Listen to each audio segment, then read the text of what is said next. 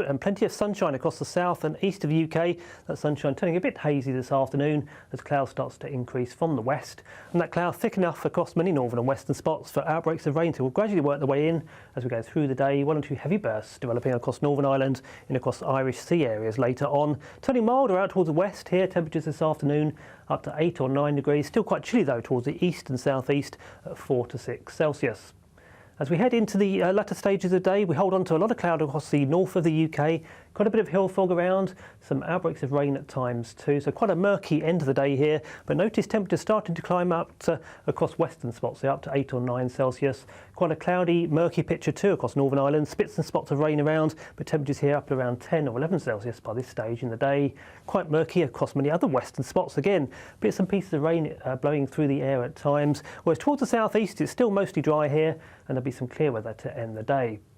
Milder though, cloudy and rather damp weather works its way in across all parts as we go through the evening into the start of Christmas Eve. So a pretty murky grey picture to start Christmas Eve. Outbreaks of rain mainly reserved for the northwest there. Elsewhere mostly dry, but as I say, quite cloudy. And with a cloud around, a bit of a breeze too. It stays much milder than recent nights. Certainly a frost-free picture as we go into Christmas Eve. Christmas Eve itself, though, does look pretty grey. A lot of low cloud around, again, some hill fog in places. Mostly dry away from the northwest where we'll see outbreaks of rain at times. But again, a pretty murky picture.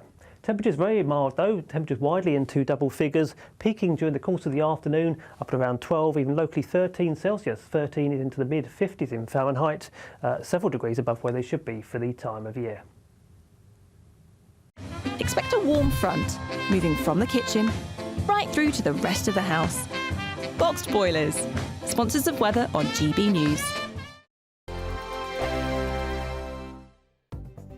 The latest GB News travel.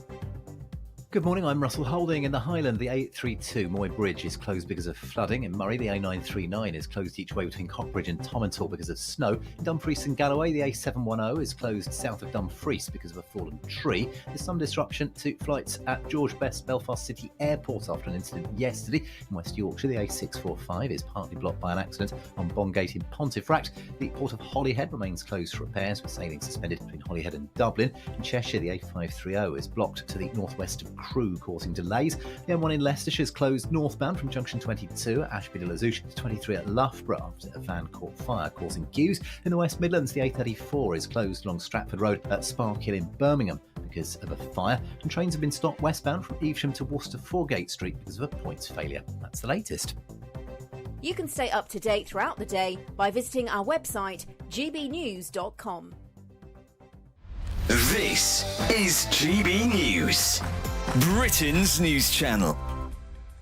And the latest series of Big Brother has just wrapped up, and as always, the housemates managed to cause a stir. Yeah, that's an understatement. After 5 weeks of drama and twists and turns, 6 housemates were left to battle it out for a £90,000 prize. Well, our next guest was there to the bitter end, coming third in this year's competition. 6 weeks you were in there. Oh, I tell you what, it was a long time. What goes through your mind? Is it do you start to go a bit sort of what do they call it, cabin fever? Yeah. Do you go a bit nutty? Like at times, not that I've ever been in prison, but I kind of likened it to being in jail, particularly when we were having to eat the porridge with water, no sugar, or that was difficult. And the feeling that you just can't leave. I mean, you can, but it was, it was you tough. can, but you won't get your hands on that prize money. No, exactly. You made it to the end. Yeah. And it's quite a big house, isn't it? Yes. Do you feel as though you can get away from housemates if they're annoying you a bit, or does it feel like your hot house with no, people you don't can. like very much?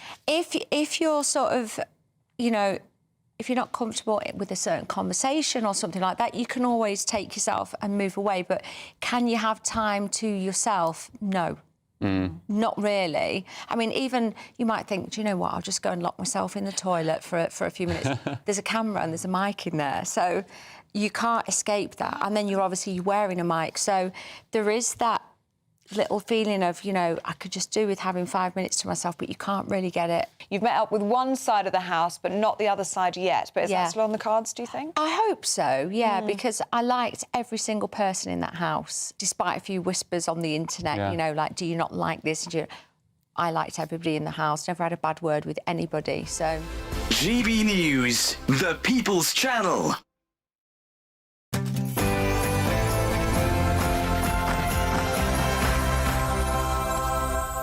9:30 on Monday, the 23rd of December, live across the UK. This is Britain's Newsroom with me, Bev Turner, this morning. So Britain's new ambassador to the US is set to ask Nigel Farage to help him win over Donald Trump's administration.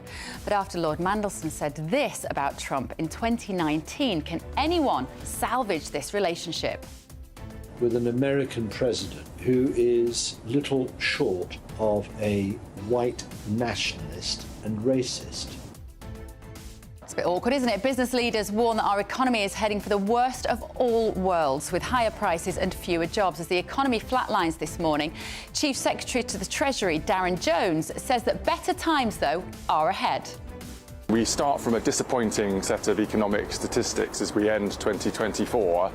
But that's why we're going to fight every day to make sure that we improve the lives of working people across this country. We know Home Secretary Yvette Cooper's confronted by an angry pensioner while she was handing out mince pies in her West Yorkshire constituency. Have a listen. That is so two-faced. Give him a mince pie out. Yeah. It's a nice tradition. No. Give him a blanket because they're freezing to death. They're freezing. We'll play you the whole thing this morning. And if you're after some last-minute foodie gift inspiration for Christmas, she promises me they're easy to make. Do not go anywhere. Cookbook author, celebrity chef Jo Pratt is going to share some of her top tips with me here in the studio.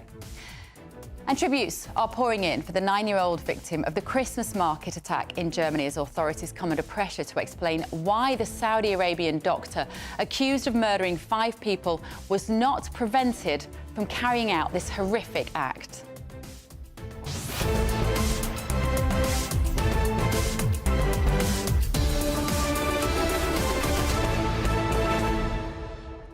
And we're even going to look forward to a little bit of Christmas sport with Paul Coit as well. Let me know your thoughts this morning. I'm obviously on my own, so I need you at home to keep me company. gbnews.com/your say. First, though, very latest news headlines with Sam Francis.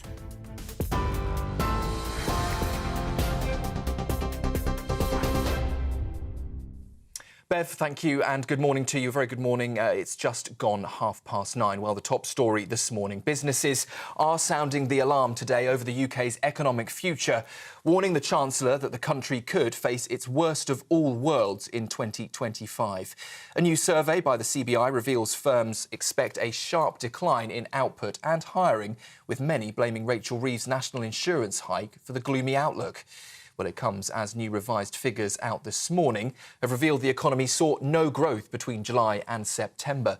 The Bank of England's also warning of even worse performance in the months ahead. Shadow Business Secretary Andrew Griffiths is pointing the finger at the Labour government, warning that a recession is increasingly likely if their policy continues. In other news, shop staff are facing a Christmas crime wave, with some 670 shoplifting offences each day going unsolved over the past year. New figures show a 38% rise in unresolved cases since 2019, with more than half closed without identifying a single suspect. The Liberal Democrats are warning the trend leaves shop workers vulnerable during their busiest season. The NHS is urging families to watch out for signs of dementia as they gather this Christmas, with diagnoses in England hitting a record 500,000. Symptoms like forgetfulness, confusion about time and place, and struggling with conversations could be early warning signs. Care Minister Stephen Kinnock says an early diagnosis is vital for accessing treatment and support, while NHS England highlights Christmas as a chance to notice changes in loved ones. Alzheimer's Society says 1 million people are living with dementia in the UK, but a third remain undiagnosed. Dementia was the UK's leading cause of death last year, with over 75,000 people dying from the disease. Doctors are warning parents to think twice about popular Christmas toys that could, they say, cause life-threatening injuries if swallowed. Water beads, coin batteries and magnets have all led to child deaths and severe harm, including bowel obstruction and chemical burns. Those beads can grow up to 400 times their size, while magnets can tear through intestines and batteries erode tissue in the throat. A safety flash has been issued to emergency doctors and families to prevent tragedies this festive season. And parents are urged to check their gifts for any hidden risks and avoid items entirely. And the UK's most expensive street of this year has been named. Well, if you're dreaming of living there, you'll need very deep pockets. Homes in Knightsbridge average £21.4 million. The central London hotspot is also followed by Ilchester Place in Kensington at £19.4 million, with Grosvenor Square coming in at £19 million. Lloyds Bank says London dominates the priciest streets list. And outside the capital, East Road in Weybridge is the costliest at just over £8 million. Those are the latest headlines for now. A full roundup at the top of the hour. Now, though, it's back over to Bev. For the very latest GB News direct to your smartphone, sign up to News Alerts by scanning the QR code or go to gbnews.com/alerts.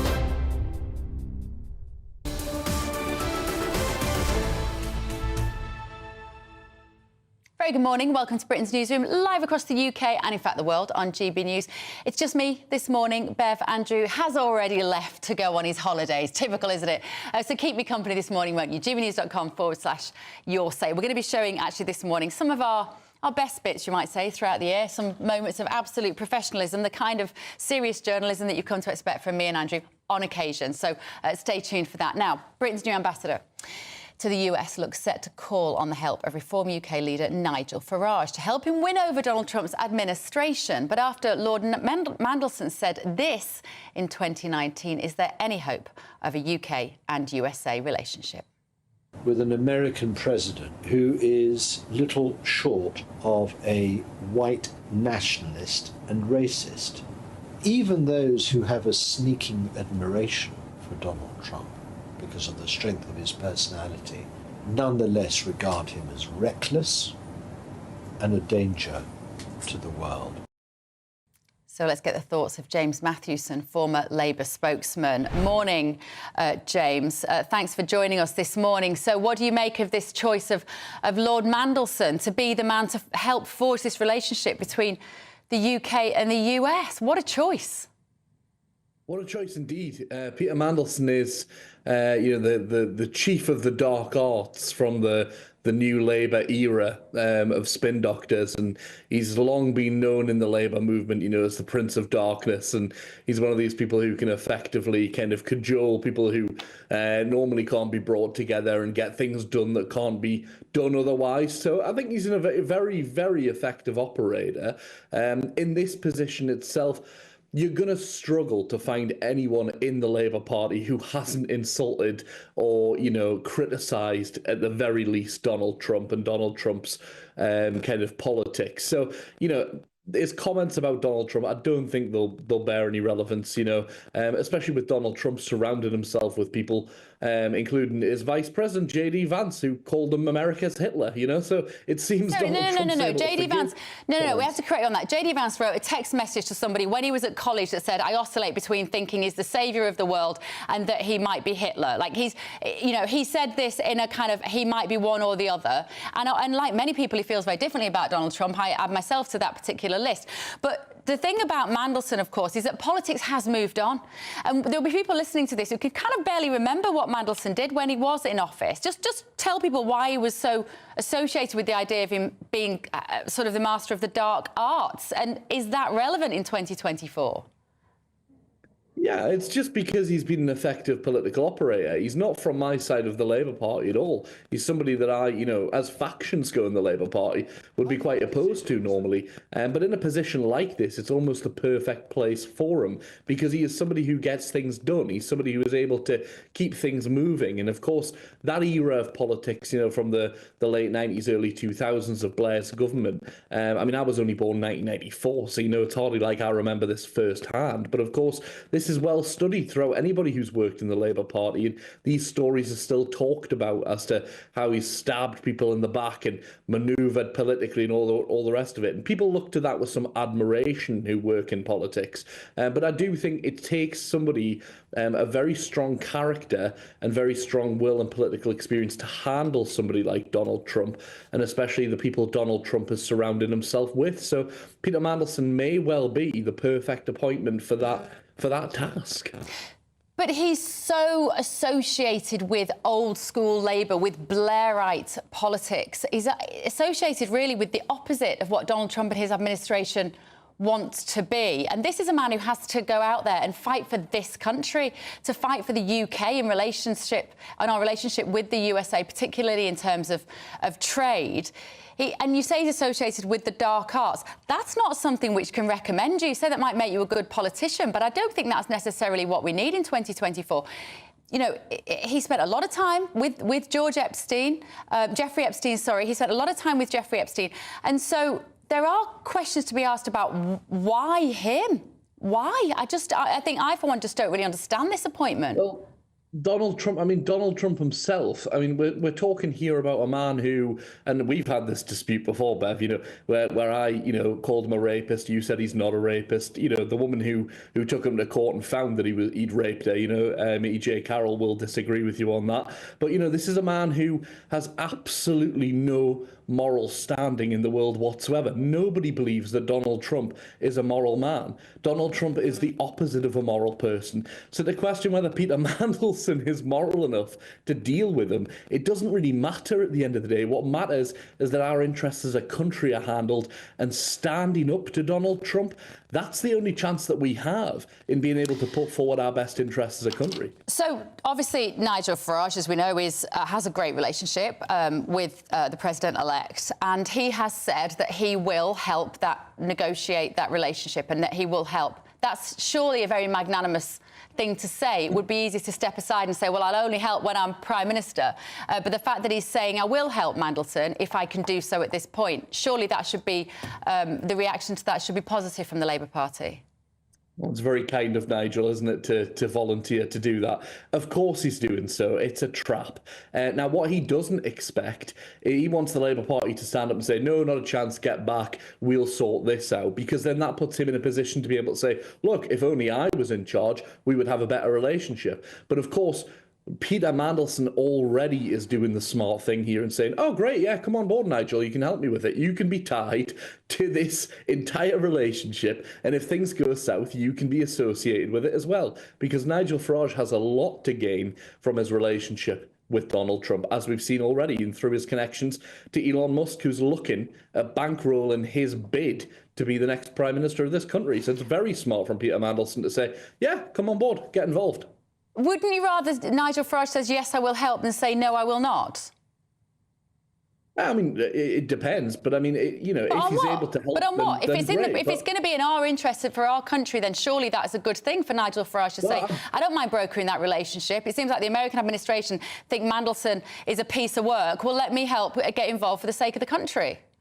If we think that Nigel Farage is doing so for the sake of the country, I don't think Nigel Farage has ever done anything in interest other than his own interest. So it'll be interesting to see how far that goes and how much work he's willing to do. So I think Peter Mandelson's right to invite him in, get him on board, see what he can do to broker the relationship. But don't forget, this is a Labour government. It is a government that is left-wing. It is a government that is left of centre. It is the opposite of what Donald Trump is and what Nigel Farage is. So for them to try and, capitulate on certain things, they need to stand firm.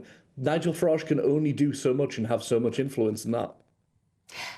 But surely the whole point of that political difference of those two administrations means you need somebody to broker that deal. And if Nigel Farage had turned around and said, I'm not getting involved in this, it's not my problem, that would be Nigel Farage acting for himself, surely. No, it's about playing games. It's about playing games. It's Nigel Farage offering help. He's not doing so with the genuine hope of trying to get a Labour government to have a good relationship with Donald Trump. Donald Trump, Elon Musk, Nigel Farage want the Labour government of Britain to fail. Elon Musk, who's looking at giving Nigel Farage $100 million to fund him, has called Britain a tyrannical police state. He's called the Labour Party a communist government. These are not people who have any interest in this government succeeding. They're trying to undermine it at every turn. Nigel Farage will be doing exactly that. But Peter Mandelson can invite him in and say, come and help, get involved, and let's see exactly what Nigel Farage does. But I'll tell you now, if lifting a finger to help the Labour Party succeed is something that Nigel Farage wants to do, we should have him on board 100%, let's see. But I do not believe for 1 minute that he will. OK, right, great to talk to you this morning. James Matthewson there, former Labour spokesperson. Let me know your thoughts this morning, no doubt you will. gbnews.com/your say. Up next, though, is it all over for British heavyweight boxer Tyson Fury? But first, I know that there are many expats watching GB News. I know you love this show, even though you sit on your sun lounger in Spain. I'm not jealous at all. Well, here is the forecast for you, and also if you're thinking about some inspiration for some holiday destinations in Europe. Here's your weather.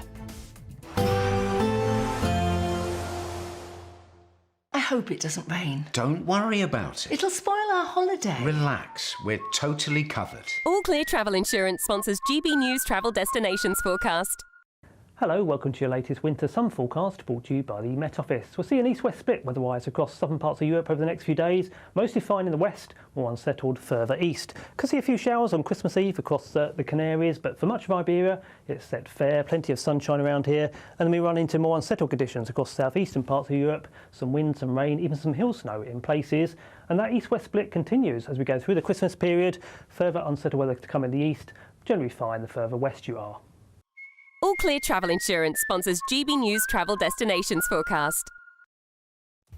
Still to come this morning, Home Secretary Yvette Cooper learnt the hard way that when being confronted by an angry pensioner, I don't think she was a pensioner anyway, but don't talk about festive treats when you met with a northern local. Have a listen.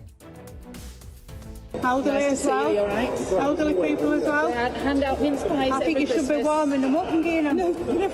No, I think you should warm them up, keep them warm at Christmas. Well, would you like one? No. All right.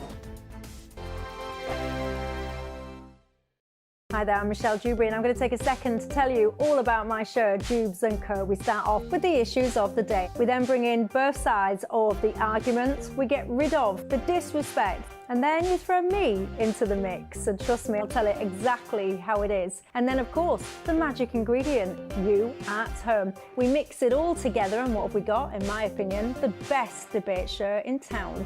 Monday to Friday, 6 till 7 on GB News, Britain's news channel. This is GB News, Britain's news channel. Recruiters are warning that if you're not tech savvy, you could be missing out with your CV failing to make it through an AI-powered sifting process. So we've gone from sort of computer says no HR people ticking boxes to AI, right? Is that right? Yes, well, this applies once you're in the job as well, as a recent report revealed that employees expect AI will manage an average of a third of their tasks within the next 12 months. Well, joining us now to discuss this is Cosmo Curry, founder of Van Kuysen, a leading company in technology recruitment. Morning, Cosmo. Morning. Good morning. Well, yeah, thank you for joining us. It's very interesting, isn't it? Because AI is, of course, on the rise and now in the workplace and in universities and things. Another article came to mind. There was a student recently, I think it was in the news just the other day, that got in trouble for using AI. So there's, you know, for exam purposes and essays. So there's lots of different ways that it can be a good thing and a bad thing. But you're, of course, here to talk about the ways in which AI is a good thing within the workplace. Absolutely. I mean, AI is here to stay, for sure. And we're seeing this rise of people using it in such a clever format.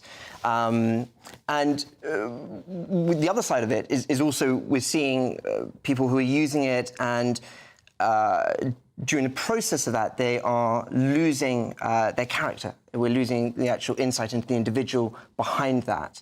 And so we've kind of got this kind of mix. And I think AI is phenomenal when you're looking at it from a point of view of optimization, point of view of speed, getting results. But I think we have to remember that, you know, the fundamental of recruitment is people. And we cannot substitute the people, the personal aspect, by replacing that with AI. GB News, the People's Channel. It's Patrick Christie's Tonight, and here we do things differently. It's explaining the absolute madness of this, doesn't it? It's explosive. I mean, this is very good. It's lively. 850. Your government sat there, Sean, and it did nothing. It's controversial. And the Middle East has been in turmoil since before I was born. It's everything you need to kickstart your evening. Everyone's had their Weetabix tonight. I love to see it. That's Patrick Christie's Tonight, weeknights from 9 p.m. Only on GB News, the People's Channel, Britain's news channel.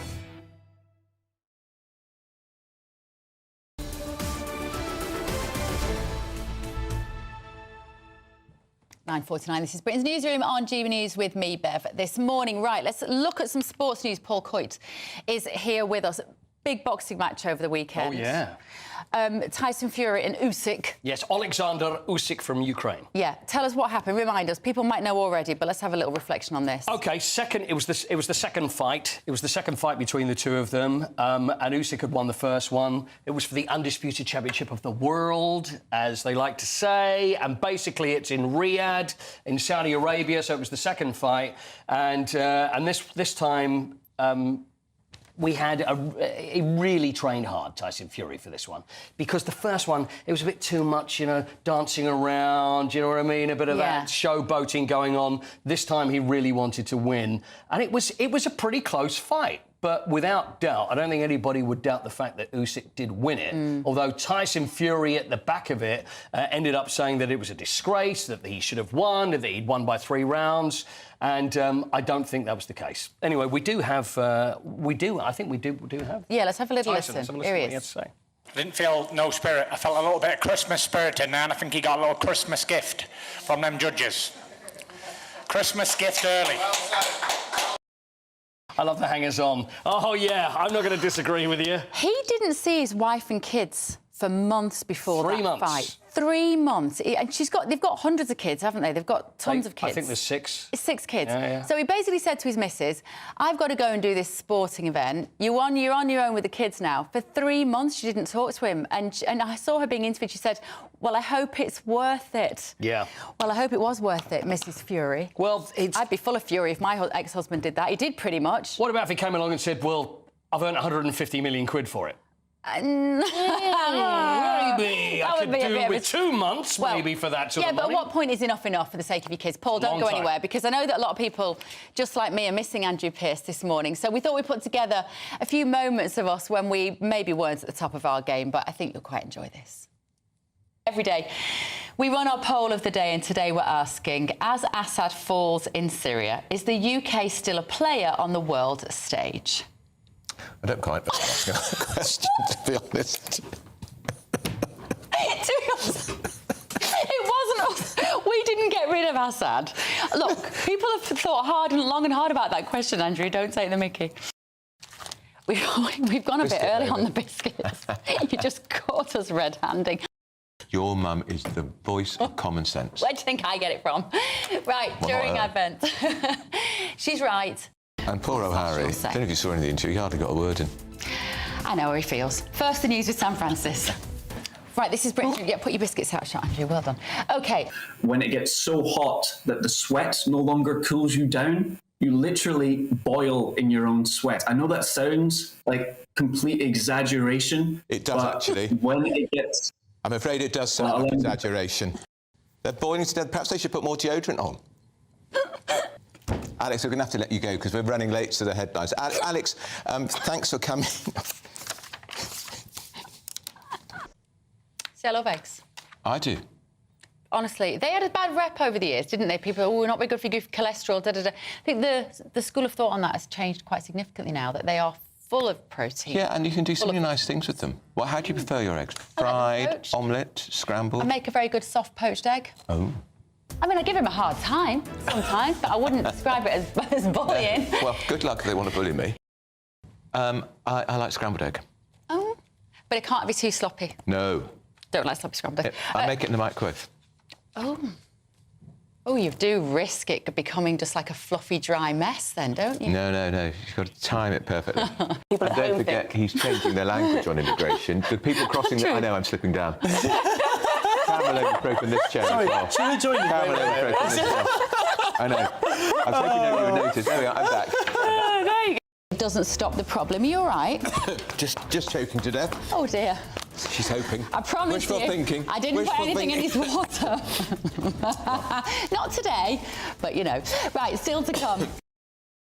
I didn't recognise you there. I know. Was that you? Or was it Cleopatra? Different haircut over the year. Hey, listen, we've had a really good year, and our viewers at home, honestly, we are so grateful for all of. And it's good to see I'm not the only one that gets the sinking chair as well.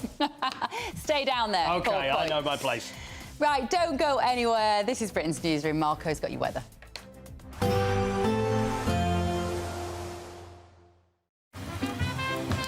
Despite the morning rain, it'll be a nice, warm, cosy day ahead.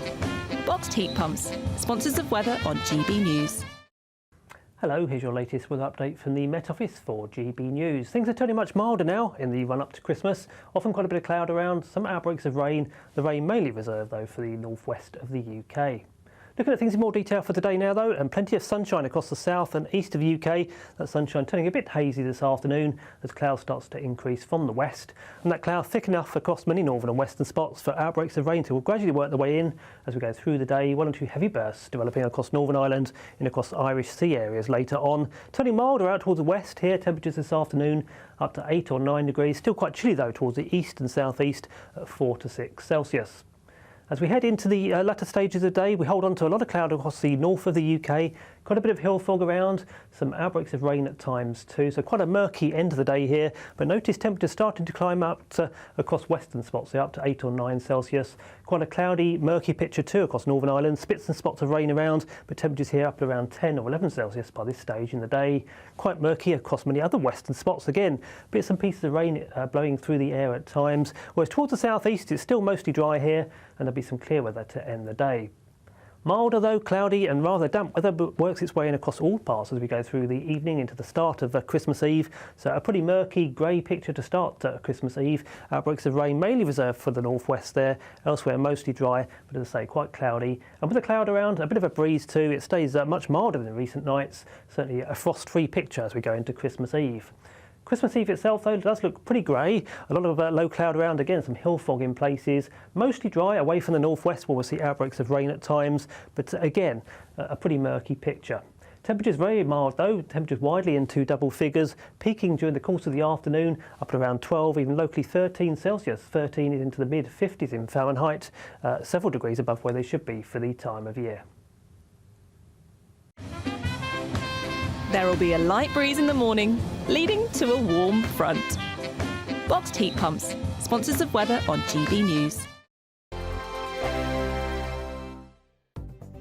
The latest GB News travel.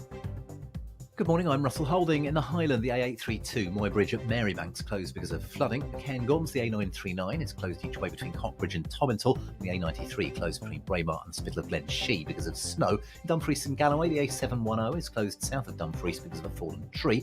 Still some disruption to flights at George Best Belfast City Airport after an incident yesterday. In West Yorkshire, the A645 is blocked by an accident on Bongate in Pontefract, causing queues. The Port of Holyhead remains closed for repairs. In Cheshire, the A530 is blocked northwest of Crewe. The M1 in Leicestershire is closed northbound between junctions 22 and 23 from Ashby de la Zouch to Loughborough after a van caught fire causing delays. In the West Midlands, the A34 is closed along Stratford Road at Sparkhill in Birmingham because of a fire. And in Surrey, the A287 is closed each way along Folly Hill in Farnham after an accident. You can stay up to date throughout the day by visiting our website, gbnews.com. Imagine getting a call to tell you that you've won £50,000 in tax-free cash, our biggest cash prize of the year. Oh my God. That's a big surprise. Oh my God. Are you amazing? I'm in shock. I'd say don't hesitate, do it. For another chance to win, text cash to 63232. One entry costs £2 plus one standard network rate message. Or text bonus to 63232. 5 entries cost £5 plus one standard network rate message. Go to gbnews.com/win. Entries start from just £2. You can call 0903 681 3232. Calls cost £2 plus your network access charge. Or post your name and number to GB10 PO Box 8690 Derby DE1 9TT. UK only. Entrance must be 18 or over. Lines close at 6 p.m. on the 31st of January. Please check the closing time if listening or watching on demand. Good luck. Good Afternoon Britain isn't just about us. The wonderful thing about this programme is it's about everyone watching. It's an interactive programme. Well, there absolutely is something to see here, and we're going to be talking about it more. Whether it's breaking royal news, Will, please bring us up to date. or indeed a particularly punchy speech in the House of Commons. Very, very curious. We bring it to you live, and then we bring you live reaction as well. That's Good Afternoon Britain, weekdays from midday. Only on GB News, the People's Channel, Britain's news channel. Join me, Camilla Tominey, for a frank and honest discussion with those in power that cuts through the spin and gets to the heart of the issues shaping our nation. You haven't confirmed that you want to stand as leader, but you haven't ruled it out either. This report basically says that he's not fit to stand trial. Is he indecisive? Incompetent? I deliver the dose of reality Westminster needs. That's the Camilla Tominey Show at 9:30 every Sunday on GB News. The People's Channel, Britain's news channel.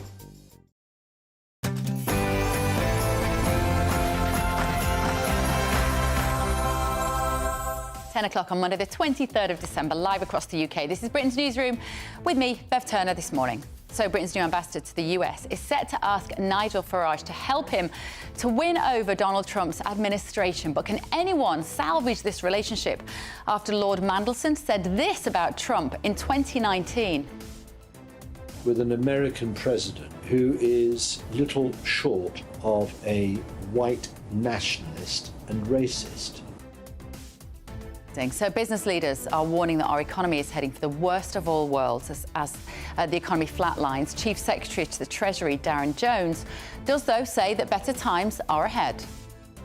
We start from a disappointing set of economic statistics as we end 2024, but that's why we're going to fight every day to make sure that we improve the lives of working people across this country.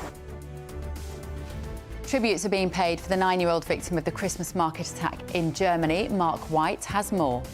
Well, German authorities now confirming that suspect Taleb Abul Motin was spoken to by de-radicalisation experts in 2014 after apparently making threats about launching some kind of international incident.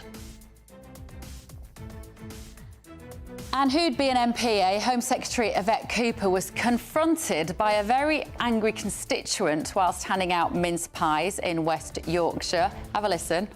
That is so two-faced. Give him a mince pie out. Yeah. It's a nice tradition. No. Give him a blanket because they're freezing to death. They're freezing about. Play the whole thing is quite satisfying to hear, but if you're after some last-minute foodie gift inspiration for Christmas, don't go anywhere. Celebrity chef and cookbook author Joe Pratt is going to be in the studio to give us some tips.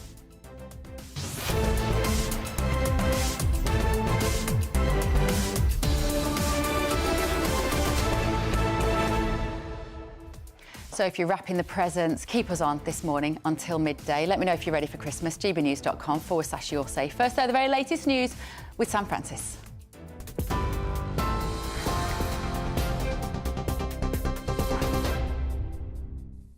Bev, thank you and good morning to you. It is just after 10 o'clock. Well, the top story this morning. Businesses are sounding the alarm today over the UK's economic future, warning the Chancellor that the country could face its worst of all worlds in 2025. A new survey by the CBI has revealed firms expect a sharp decline in output and hiring, with many blaming Rachel Reeves' national insurance hike for the gloomy outlook. It comes as new, revised figures out this morning have revealed the economy saw no growth between July and September. The Bank of England's also warning of even worse performance in the months ahead. Well, the Shadow Culture Secretary Stuart Andrew spoke to us this morning on breakfast, and he pointed the finger at the Labour government, warning that a recession is increasingly likely if their policies continue. This is a really worrying time. They talk down the economy, so it's no wonder that confidence is falling, but then they made some disastrous decisions in the budget, not least the national insurance contributions hike, which is having a real impact on confidence for businesses and what they were thinking about for their future and any investments that they were thinking for growth. And then, I obviously work very closely with charities, for example, and they are facing a significant hike in their national insurance contributions bill, totalling about £1.4 billion. Shop staff are facing a Christmas crime wave, with 670 shoplifting offences each day going unsolved over the past year. New figures show a 38% rise in unresolved cases since 2019, with more than a half closed without identifying a single suspect. The Liberal Democrats are warning the trend leaves shop workers vulnerable during their busiest season. A major fire has broken out in Spark Hill in South Birmingham, with multiple crews tackling that blaze, which started early this morning. Images on social media show heavy smoke filling the street, with road closures causing major travel disruption. Bus services have been diverted today, and people are being urged to avoid the area. At the moment, West Midlands Fire Service say the cause of the fire remains unknown. Well, in fact, we are just hearing a bit of breaking news on that situation from West Midlands Fire Service. They say that that fire may have started after a car was set alight and rammed into a supermarket. Witnesses describing hearing loud explosions, describing it like a bomb going off before finding intense smoke, forcing people to struggle through the area. Footage showing, we haven't verified yet, but appears to show a Land Rover engulfed in flames, rearing into that building in Spark Hill in Birmingham. We'll keep across any details coming into us and fill you in when we have more confirmation on that situation. In other news, the NHS is urging families to watch for signs of dementia as they gather this festive season, with diagnoses in England hitting a record 500,000 people. Symptoms like forgetfulness, confusion about time and place, and struggling with conversations could be early warning signs. Care Minister Stephen Kinnock says an early diagnosis is vital for accessing treatment and support. Well, Alzheimer's Society says 1 million people are living with dementia in the UK, but a third remain undiagnosed. And the UK's most expensive street of the year has been named, but if you're dreaming of living there, well, you'll need some very deep pockets. Homes in Knightsbridge average £21.4 million. The central London hotspot is followed closely by Ilchester Place in Kensington at £19.4 million and Grosvenor Square at £19 million. Lloyds Bank says London dominates the priciest streets list. Outside the capital, though, East Road in Weybridge is the costliest at just over £8 million. Those are the latest headlines for now. I'll be back with you in around half an hour.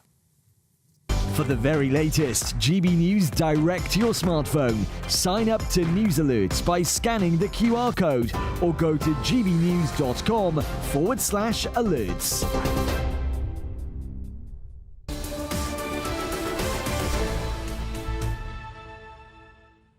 Welcome back to Britain's Newsroom. Andrew's already off on his Christmas holiday, so I am holding the fort this morning. You've been getting in touch.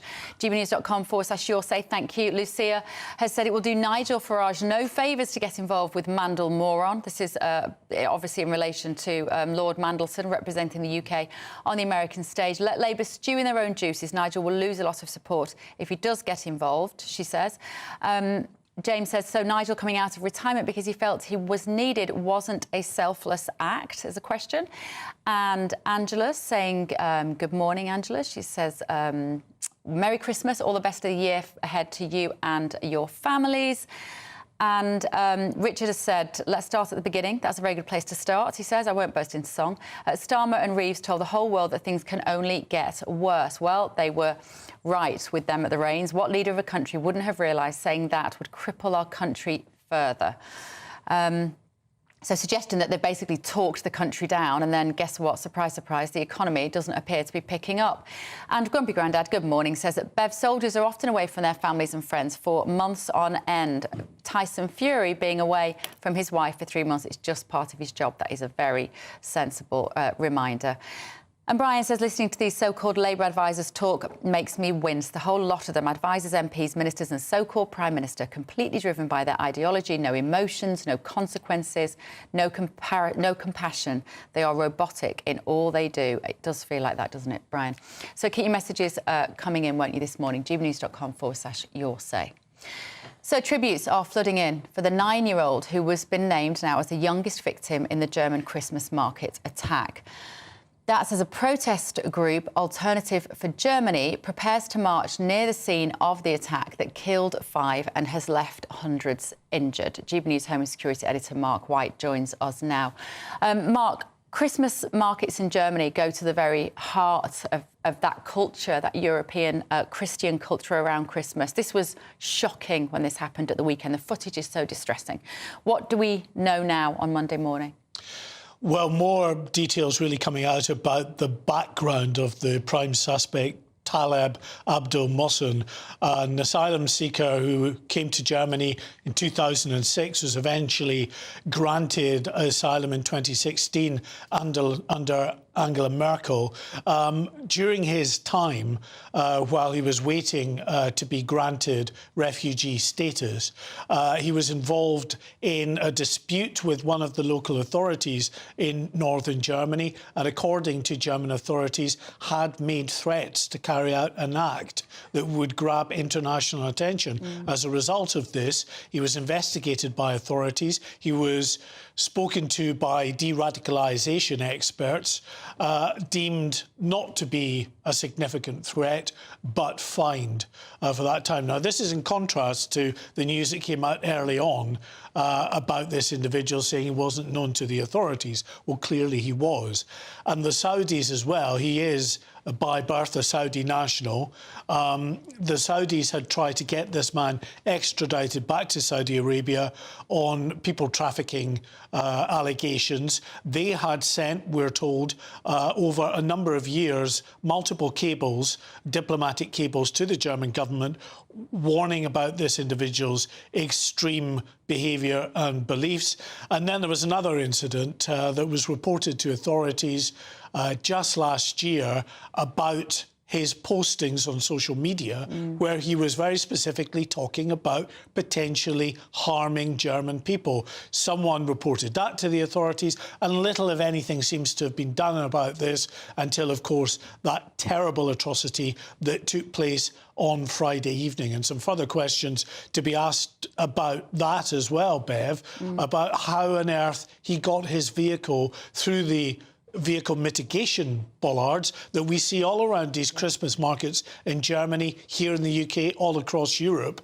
In the wake of so many vehicle-borne attacks in recent years, it seems there was some kind of gap that was there to allow emergency service vehicles in and out, and he got through that way, which seems extraordinary, but that's what apparently happened. The knee-jerk reaction, because it was a Christmas market and because there has been incidents in the past of Islamic terrorists attacking these particular venues, there were a lot of people on social media jumped on to say this was the same thing. But then it quite quickly transpired that perhaps he was an anti-Islamist, far-right terrorist. Do we know the truth about that yet, Mark? Well, I think that might be true. I mean, people have been sort of tying themselves in knots in which those who've been granted asylum in various countries have gone on to commit quite horrific acts. Plenty of people naturally born in those countries have committed horrific acts as well. But these individuals, in the first place, you know, people would argue,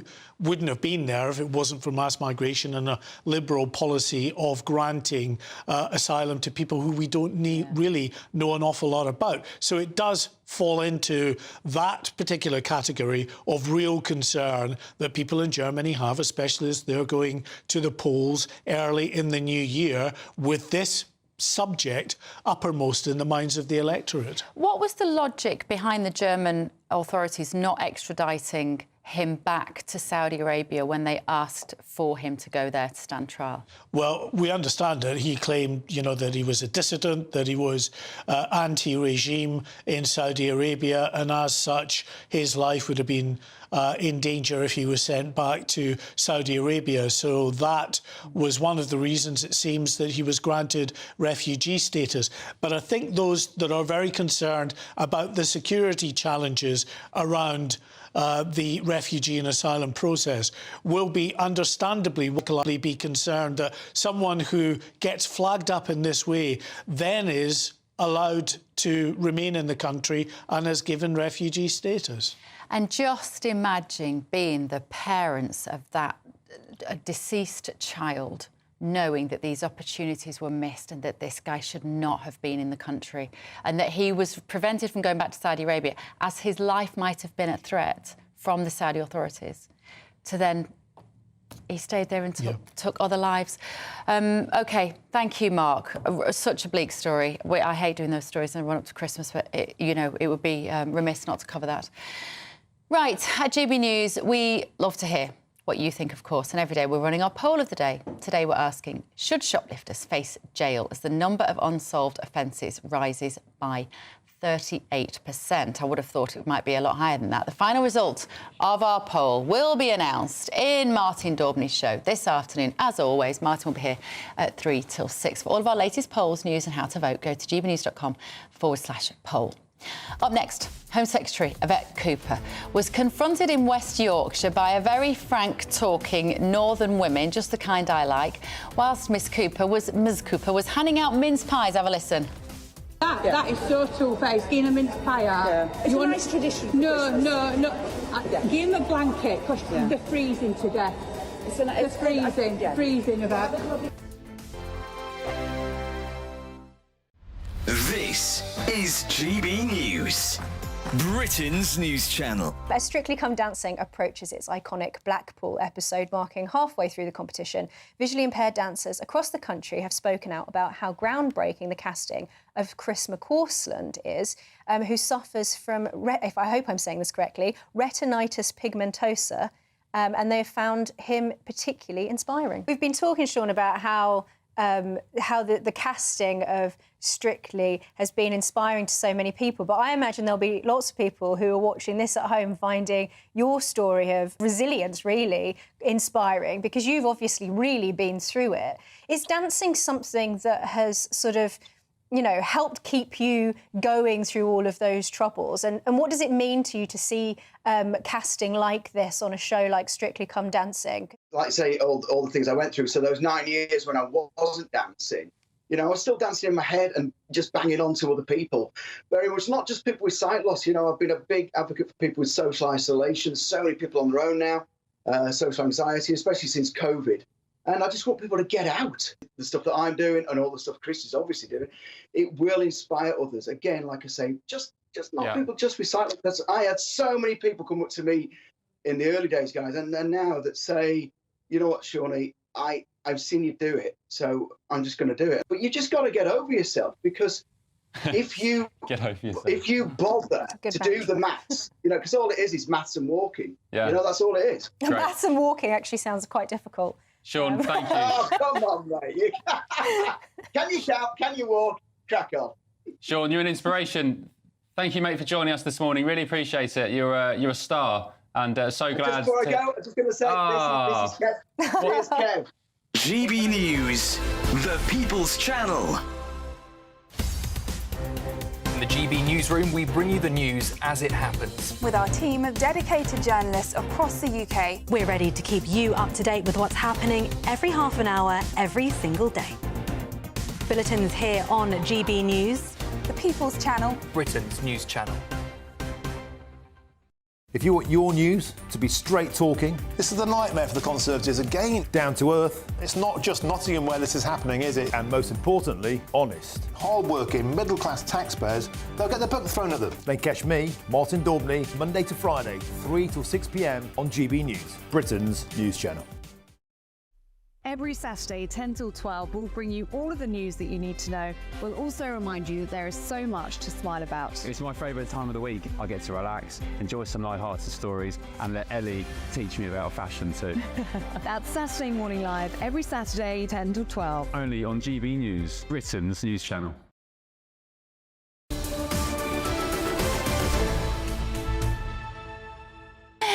Welcome back to Britain's Newsroom with Bev Turner this morning, who, one of my guests, Matthew Torbett, Steve Baker's also here. Matthew, what did you just call my co-presenter? Oh, don't throw me under the bus. I said, where's part-time Pierce? Where is part-time Pierce? If you're watching part-time Pierce, do send us a little selfie of you in your dressing gown, where you'd probably sat there having a bacon butty and a cup of coffee while I'm holding the fort and working hard. Right, gentlemen, let's start talking about shoplifting. Matthew, we've all been Christmas shopping, everyone's been shopping. It's so expensive out there at the moment. Even basics are eye-watering. And it really sticks in my craw to think people are just filling their bags, just not paying for things, going out of the shop, and nobody is holding them to account. No, I know, it's quite bad. The figures here, the 245,000 theft cases were closed without a suspect being identified, and it's a 38% rise based on last year. I think there's an element, a very small element, of crimes of poverty, people of real desperation, which you can admittedly make an argument for there's no excuse for, but I have a little bit of sympathy with. What you also have is a trend sort of on TikTok and elsewhere online where lads are going in fully masked up, filling the stuff full of booze and whatever else and going, we don't care, we don't care. I think there's a problem with the real lack of community policing. I remember working in supermarkets when I was younger, growing up. You would get a visit almost every day from a community police officer. That isn't the case. And it sounds a little bit back in my day. Yeah. It doesn't happen now. My sister's a manager of a supermarket back home. She says, we've never seen the police. But it's not just poverty. It's about particularly young people having absolutely no sense of right or wrong. Well, there is an element of that, yes. I mean, I would just challenge the community policing point, because as a Member of Parliament, I would go out with the police, and in particular around our town. And the real problem was the shamelessness of some of the perpetrators. I mean, I remember officers stopping a couple of girls, and they obviously knew how to handle being stopped by the police. It was routine for them, whereas for somebody like me, it would be, you know, if I was genuinely being stopped by the police, my heart would be in my mouth. What do you mean? What kind of things were they saying? It was more to do with the confidence with which they disposed themselves in front of police officers. They just knew how to behave, what to say, where it was all going to be going. And it was just this sense they were utterly shameless, that they'd been stealing and that police really couldn't touch them. And that's what's got to change. When a police officer turns up, that's the law.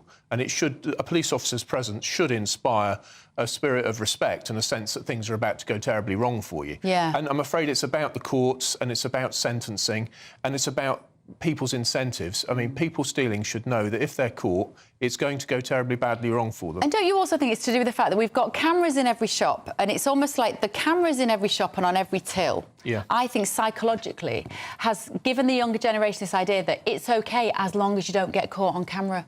Yeah, I think it is. It shouldn't be that the camera is policing your behaviour. It should be from inside of you that it's just wrong. No, I agree, and that's what I was going to come to. I think it's a bit of both. You need the police presence, I think, and I think there's definitely an element of younger person that I think it's very good for young people to know their rights. I think some people, certain backgrounds, are chased down by the police and try to be stitched up for things. However, I look back at... I knew if I nicked something... Listen, I used to nick sweets and whatever when I was at school, you know, arrest me now if you want, but you knew if you get caught, that's it. You know, it was a frightening thing. There seemed to be an element of... And even when you guys were younger, there would be an element of respecting the police, respecting authority. What do you mean when we were younger? Well, you're ever so slightly older than me, the pair of you. Bev doesn't look it, of course. But look how young we are. No, I think back to when I was growing up in the 90s. I used to watch a lot of wrestling, WWF. Yeah. There was a shift, both in America and here, where, this sounds ridiculous and a bit of a reach, but Hulk Hogan was the all-American hero, and he was the good guy taking on the evil. He came back in the 90s as a bad guy, and all of a sudden became cool to be bad. And this is where I think we are at the moment. I remember speaking to people in the Labour Party at the time, saying it looks quite obvious we're going to win this next election in 2024. We are going to have to deal with what is a societal breakdown, I think, and of which they thought was being very melodramatic. I said, there is no respect for authority. No. And actually, it may seem a reach again. I think some of that comes from your leaders. And I think a lot of people will have watched what happened during COVID and Partygate and other things and will have gone, well, if they don't care. Well, why should I? I do think there's an element of that. Must be set. It must be. Right, let's talk about... Where do you want to go next, folks? Do you want to do social media giants using facial checks? Oh, that just gives me the... Oh, I'm so glad. You and me both. Yeah. So, in other words, as a child, you're going to have to scan your face. It appears so, doesn't it? I mean, if there's just going to be a photograph and the system's going to try and see whether that person appears to be too young to be on that platform, that's one thing. But if it's facial recognition and storing who that person is... The opportunities for tyranny are really awful. And this sort of thing, people roll their eyes. But on the one hand, we need cameras because shoplifting. And on the other, the opportunities to restrict liberty if everywhere you go you're recognised, and the opportunity for mistakes and so forth is really very, very frightening. So, of course, we need to protect children on social media.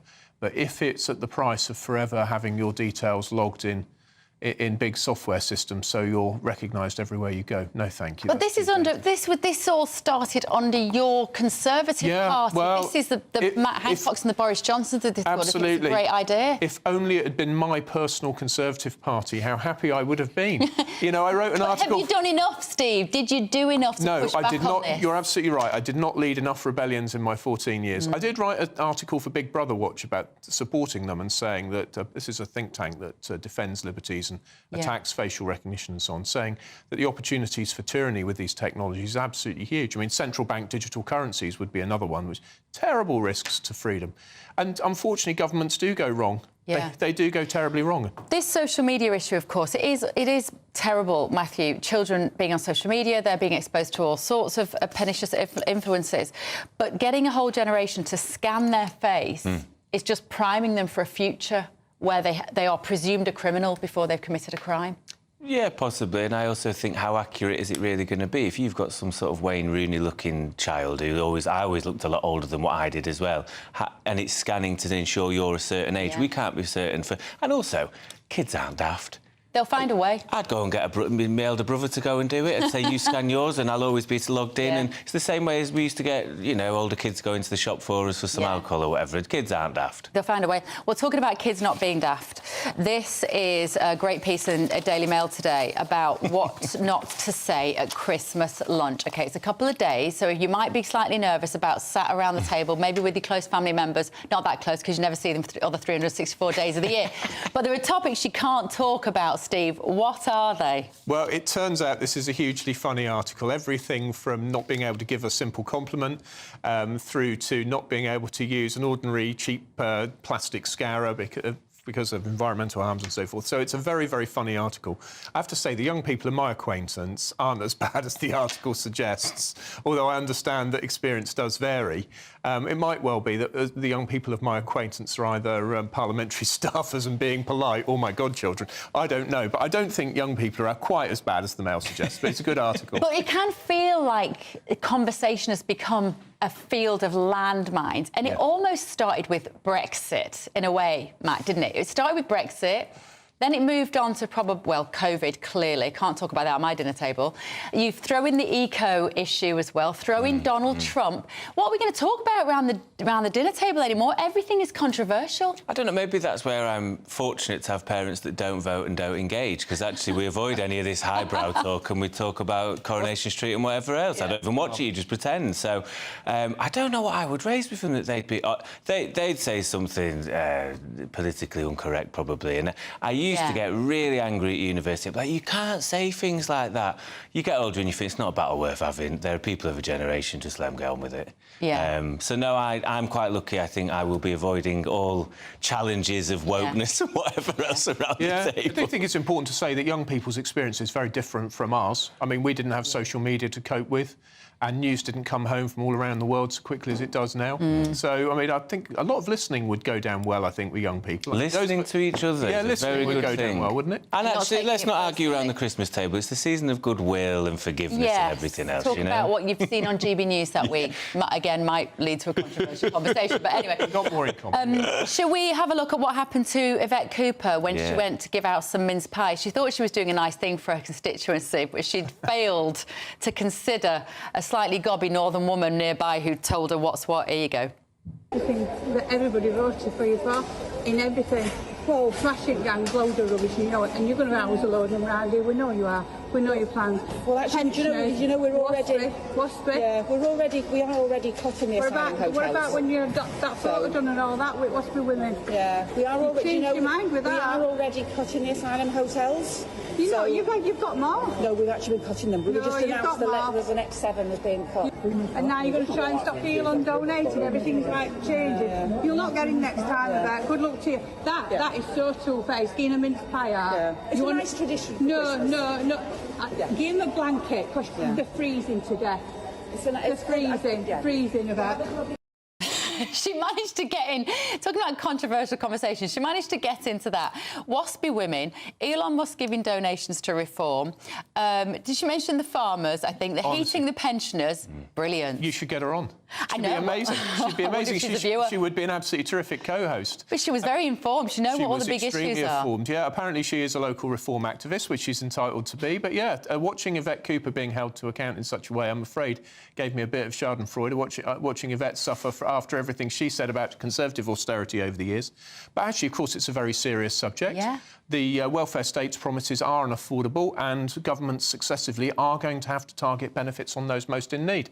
And maybe the truth would have set Yvette Cooper free, but that lady did an absolutely brilliant job of holding her to account across a wide field. And you know what it made me think, Matthew, is how poorly most of the media outlets handle Yvette Cooper and her ilk when they get them in their studios, because that woman asked all the questions that most of the British public have got on the tip of our tongues. I think it's a good thing, admittedly, like Steve, believe it or not. And not because I'm happy the Labour government are doing badly. I think it's great that we have freedom and democracy in this country. You would never get that in certain countries around the world. And the fact that you can walk up to the literal Home Secretary and say, look, I'm not happy with what you're doing, is a great thing.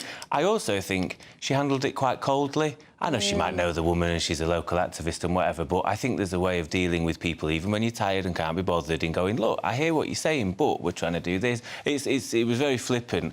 On the flip side, if I was working for Yvette Cooper, there was nothing worse than noticing somebody approaching, looking very angry and going, what do I do with my boss now, the MP, to get them out of the way and go, yeah, we'll talk about this later, please don't do this in front of the cameras. If you're a politician these days, you've got a plan for it. Because there's cameras everywhere. There's cameras everywhere. We're all carrying them. And you've just got a plan. You're going to be held to account by members of the public. It's going to be videoed, and you better be ready. Did you ever come under scrutiny like that? Oh, famously, yes. Particularly by a lad over Gaza. But yeah. And what's your MO? What do you do in that situation? Film them back. Film them back? It depends how aggressive they are. So if it's a dear, sweet little old lady who's got a problem, obviously you're not going to film them back. Yeah. But as soon as they start getting aggressive, film them back. But surely, like Matt says, a bit of empathy, a bit of warmth, a bit of humanity. So you've got to judge the circumstances. If it's a person who's come up to you, as I remember one gentleman did on the street, he lost his job, suffering with alcoholism, you're obviously not going to film him. But if somebody's clearly an activist and they've crossed the line into having a go, and by the way, they're filming it, I think that's the thing, particularly if they're filming it.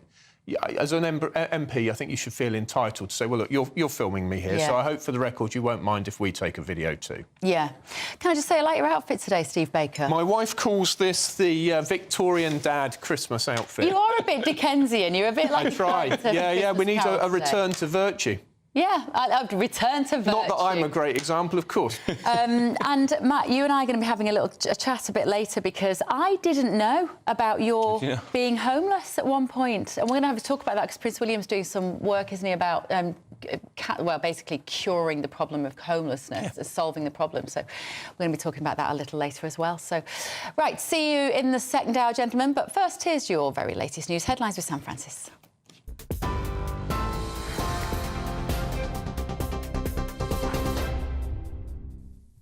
Very good morning to you. It is just after 10:30. The top story this morning, well, the UK economy flatlined in the third quarter of the year, with GDP showing no growth between July and September, according to revised figures out this morning.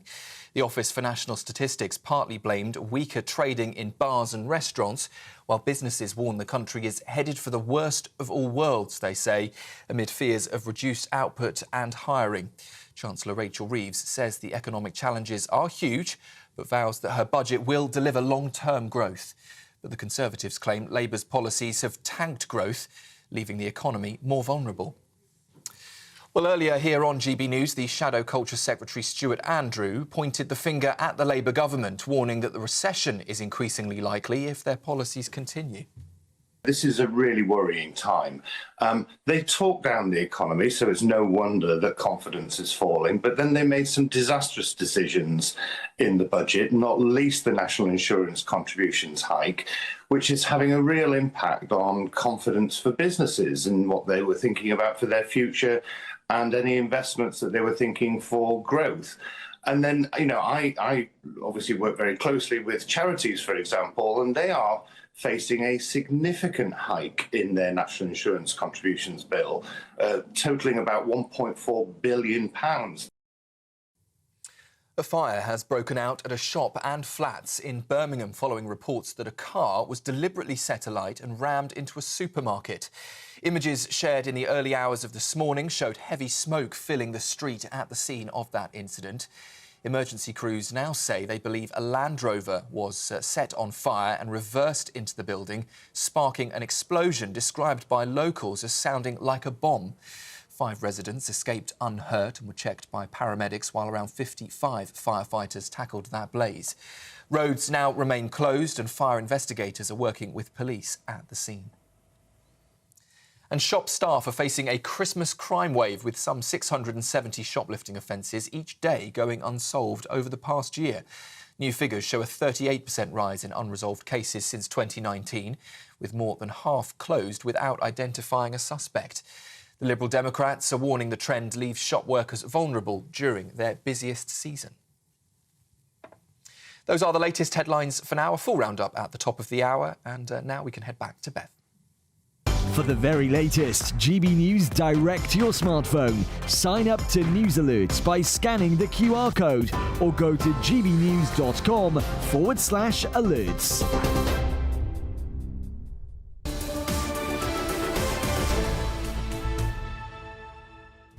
So up next, if, like me, at 10:35 on the 23rd of December, you're realising that there are some guests you haven't got gifts for, do not go anywhere. Celebrity chef Joe Pratt is going to be joining us in a few minutes to give you some ideas of things you can make that don't take a lot of time or a lot of skill, just as well. This is Britain's Newsroom on GB News.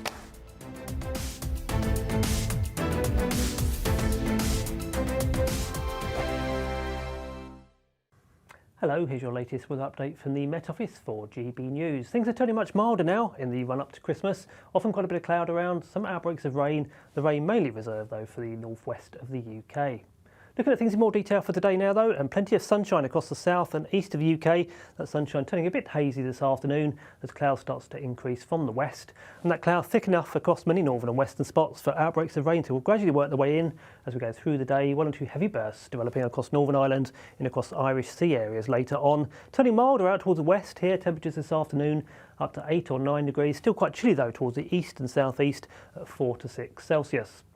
As we head into the latter stages of the day, we hold on to a lot of cloud across the north of the UK, quite a bit of hill fog around, some outbreaks of rain at times too, so quite a murky end of the day here, but notice temperatures starting to climb up to, across western spots, so up to 8 or 9 Celsius. Quite a cloudy, murky picture too across Northern Ireland, spits and spots of rain around, but temperatures here up to around 10 or 11 Celsius by this stage in the day. Quite murky across many other western spots again, bits and pieces of rain blowing through the air at times, whereas towards the southeast it's still mostly dry here, and there'll be some clear weather to end the day. Milder, though, cloudy and rather damp weather works its way in across all parts as we go through the evening into the start of Christmas Eve. So a pretty murky, grey picture to start Christmas Eve. Outbreaks of rain mainly reserved for the northwest there. Elsewhere, mostly dry, but as I say, quite cloudy. And with a cloud around, a bit of a breeze too. It stays much milder than recent nights. Certainly a frost-free picture as we go into Christmas Eve. Christmas Eve itself, though, does look pretty grey. A lot of low cloud around, again, some hill fog in places. Mostly dry away from the northwest where we'll see outbreaks of rain at times. But again, a pretty murky picture. Temperatures very mild, though. Temperatures widely into double figures, peaking during the course of the afternoon up to around 12, even locally 13 Celsius. 13 is into the mid-50s in Fahrenheit, several degrees above where they should be for the time of year. The latest GB News travel. Good morning, I'm Russell Holding. In the Highland, the A832 Moy Bridge at Marybank's closed because of flooding. In Murray, the A939 is closed each way between Cockbridge and Tomintoul because of snow. Still some disruption at George Best Belfast City Airport after an incident yesterday. In West Yorkshire, the A645 is blocked by an accident on Bondgate in Pontefract, causing queues. The port of Holyhead remains closed for repairs. Sailing suspended between Holyhead and Dublin. The M1 in Leicestershire is closed northbound between junctions 22 and 23 from Ashby de la Zouch to Loughborough after a van caught fire, causing delays. In the West Midlands, the A34 is closed along Stratford Road at Sparkhill in Birmingham because of a fire. Buses replaced trains between St Pancras Station in London and both Bedford and Harpenden because of engineering works. And in Cornwall, Edgecombe Road in St Austell is closed each way after a car brought down a telegraph pole. You can stay up to date throughout the day by visiting our website gbnews.com.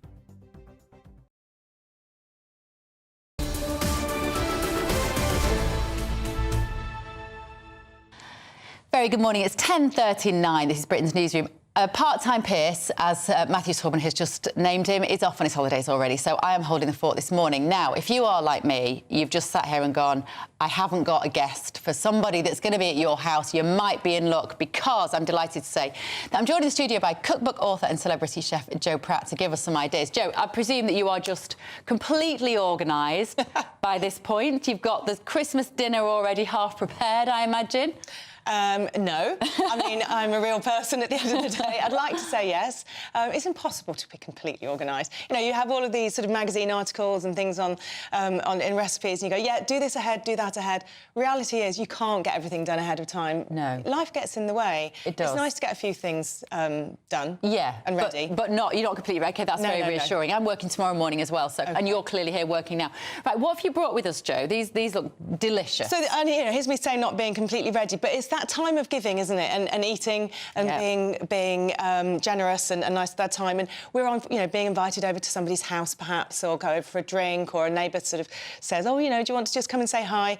And I think it's really nice to be able to just offer something to them other than just a Christmas card or a bottle of wine. Yeah. And I'm constantly thinking about things to cook. And I just think it's nice to give gifts, give foodie gifts to people. Yeah. Things that you've made, you know, you can bake some little biscotti biscuits, or even buy some. I mean, there you go, Bev. Happy Christmas. Thank you. Right, this is going to my...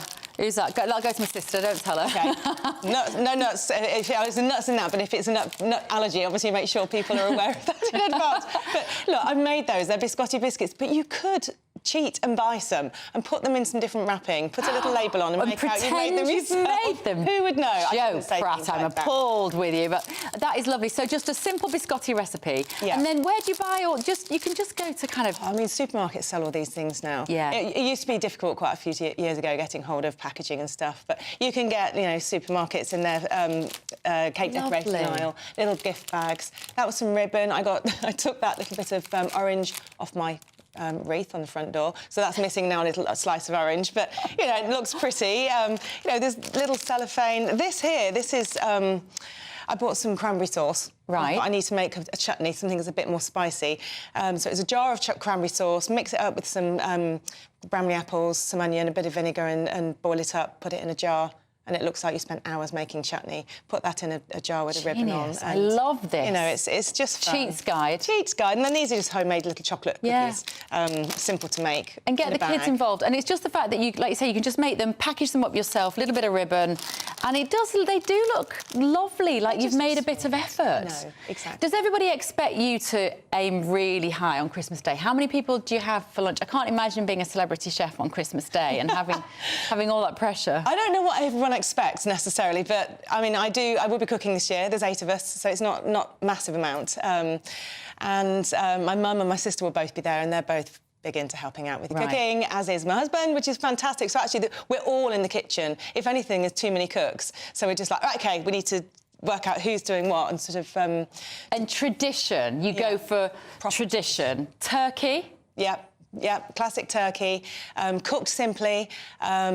If anybody's after a way of cooking turkey simply, I've written a little blog about how to do it on a website, divertimenti.co.uk, and it's just a fail-safe way of making a very simple turkey. There's none of this turning it upside down and having to brine it for 24 hours. I haven't got time to mess around with all of that. I just want to throw it in the oven and have all the lovely, simple sort of side dishes to go with it. And one of the things you do when you're not writing books or cooking on the telly is that you run a cooking class yourself. You run like a cooking school, don't you? Which you can buy if you've got any relatives out there that can't cook. I think this is a great gift as well. It is. So I do a lot of work. It's Divertimenti Cook Shop, and there's a cookery school in the lower ground in Divertimenti. It's in Knightsbridge, and it's the cookery shop has been there for years. Yeah. As has the cookery school, and it's the heart of it. And you can go and you can buy... I mean, if people are looking for last-minute gift vouchers for somebody, buy a gift voucher for a cookery class, because in the new year, you can go along and go, I know. So one of the first classes I've got is a simple supper hacks, and it will just build people's confidence in the kitchen if they think, I can't cook. Everybody can cook in some way or form. Yeah. So you come along, and there's up to 14 people, and I'll teach you some really nice basic recipes. You've written several books over the year, and I have to say, one of your books that I have at home and that I love is the one where you show the different meals that you can do for gluten-free, dairy-free. Forgive me, I can't remember the name of the book, but it's brilliant for those kind of fussy family members. So that one would be called the Flexible Family Cookbook. I did one after that called the Flexible Baker, really focusing more on the gluten-free, dairy-free, and because I think it's reality in most people's family now. There's always going to be somebody that can't or won't eat something, so it's quite nice to make one dish or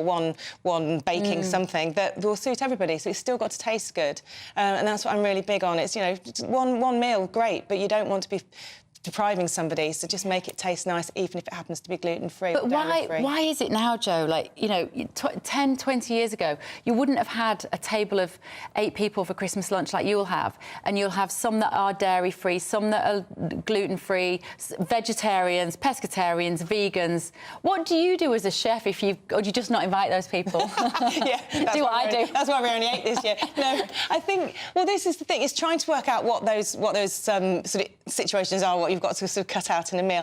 And it is so much easier now. You can get hold of ingredients left, right and centre that make life easier. And if somebody is a vegetarian, then so long as you've got some part of the meal that's still got some protein in, so things like Christmas time chestnuts are packed full of protein. Is that right? Got like a vegetarian stuffing with chestnuts in, you've got protein in there, so everyone's getting a balanced meal. You can get dairy-free milk, so use those as an alternative for people who can't have dairy. It is tricky, and I think there are more and more people that have the allergies and the intolerances, and we've just got to be open to accepting it and trying to work around it and buy my books, because then you'll be given answers and ideas on what to do. Fantastic. Jo, it's great to see you. Thank you so much. Brilliant ideas. Thank you. Yeah, brilliant. Right, let us know your thoughts. And happy Christmas. Happy Christmas to you too. Still not saying it yet. I can't get my head around the fact that it's only 24 hours away. Right, still to come this morning. As the economy flatlines, are we heading for a Rachel Reeves recession? First, though, if you're in search of some winter sun or you're an expat watching GB News, here's the forecast for some of the top European holiday destinations. I forecast a perfect holiday in the sun. Weather looking good then? For sure, and no worries about our travel insurance. All Clear Travel Insurance sponsors GB News Travel Destinations forecast. Hello, welcome to your latest winter sun forecast brought to you by the Met Office. We'll see an east-west split weather-wise across southern parts of Europe over the next few days. Mostly fine in the west, more unsettled further east. Could see a few showers on Christmas Eve across the Canaries, but for much of Iberia, it's set fair, plenty of sunshine around here. And then we run into more unsettled conditions across southeastern parts of Europe, some wind, some rain, even some hill snow in places. And that east-west split continues as we go through the Christmas period. Further unsettled weather to come in the east, generally fine the further west you are. All Clear Travel Insurance sponsors GB News Travel Destinations forecast. We're proud to be GB News, the People's Channel, and as you know, we always love to hear your views. Now, there's a new way of getting in touch with us at gbnews.com/your-say. By commenting, you can be part of a live conversation and join our GB News community. You can even talk to me, Bev Turner, or any of the members of the GB News family. This is GB News, Britain's news channel. It's a time for the vegan community to get together, as well as an opportunity for non-vegans to try going plant-based. Well, joining us now is some of her delicious hummus. We both love hummus. This is a great thing. This is the founder of Chickpea, Hannah McCollum. Hannah, lovely to meet you. And you've brought in some of your beautiful products in front of you here. So can you talk us through some of them? Yeah, absolutely. So I have a range of chilled hummus, and then latest to the range of a new ambient snack pot, which is a fridgeless hummus that doesn't require refrigeration. But I started Chickpea because of my love for hummus, but also sustainability and reducing food waste and encouraging people to be more plant-based without saying go vegan. Does normal, say, traditional hummus have anything that's not vegan appropriate in it? Not really. No, I think it's always chickpeas, olive oil, maybe some other bits. Yeah, lemon juice, aquafibre or water to help with the consistency, garlic, and rapeseed oil or olive oil. And there's a bit of a misconception about veganism that I hear a lot, where people say, "Look, I'm not a vegan. I love my steaks. I'll just get out of there now." But but there's a misconception that you don't get the protein, you don't get the fats, and you're kind of just eating processed salads and fake meat and things. But that's not quite the case, especially with chickpeas, right? Yeah, I think Protein is really important, and actually a lot of people think I need a certain amount of fish every week or meat, but actually a lot of the fish and meat that you're eating are eating higher protein foods, so algae, seaweed, pulses, all these types of plant-based foods. For me, veganism is like you could have a delicious rye seeded bread with just loads of roasted vegetables, seeds, tahini sauce on top. That sounds and there's nothing beige in there at all. GB News, the People's Channel.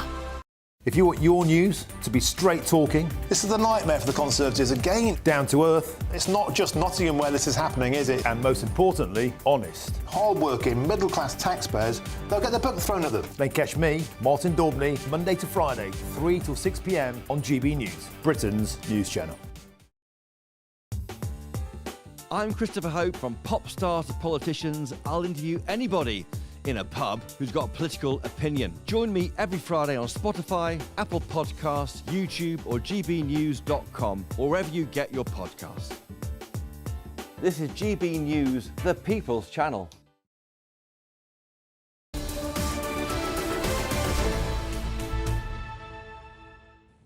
It's 10:50. Welcome back to Britain's Newsroom on GB News with me, Bev Turner. So, new research shows that Prince William's optimism on ending homelessness in the UK is not shared by you, the British public. The survey from Ipsos found that more than 1 in 4 of you do not believe that homelessness is preventable, with 70% saying that not enough is done about it. So, I've been desperate to have this conversation with familiar face of GB News, but former Labour advisor as well, Matthew Torbett, because, Matthew, you found yourself homeless at one point, didn't you? Tell us what happened.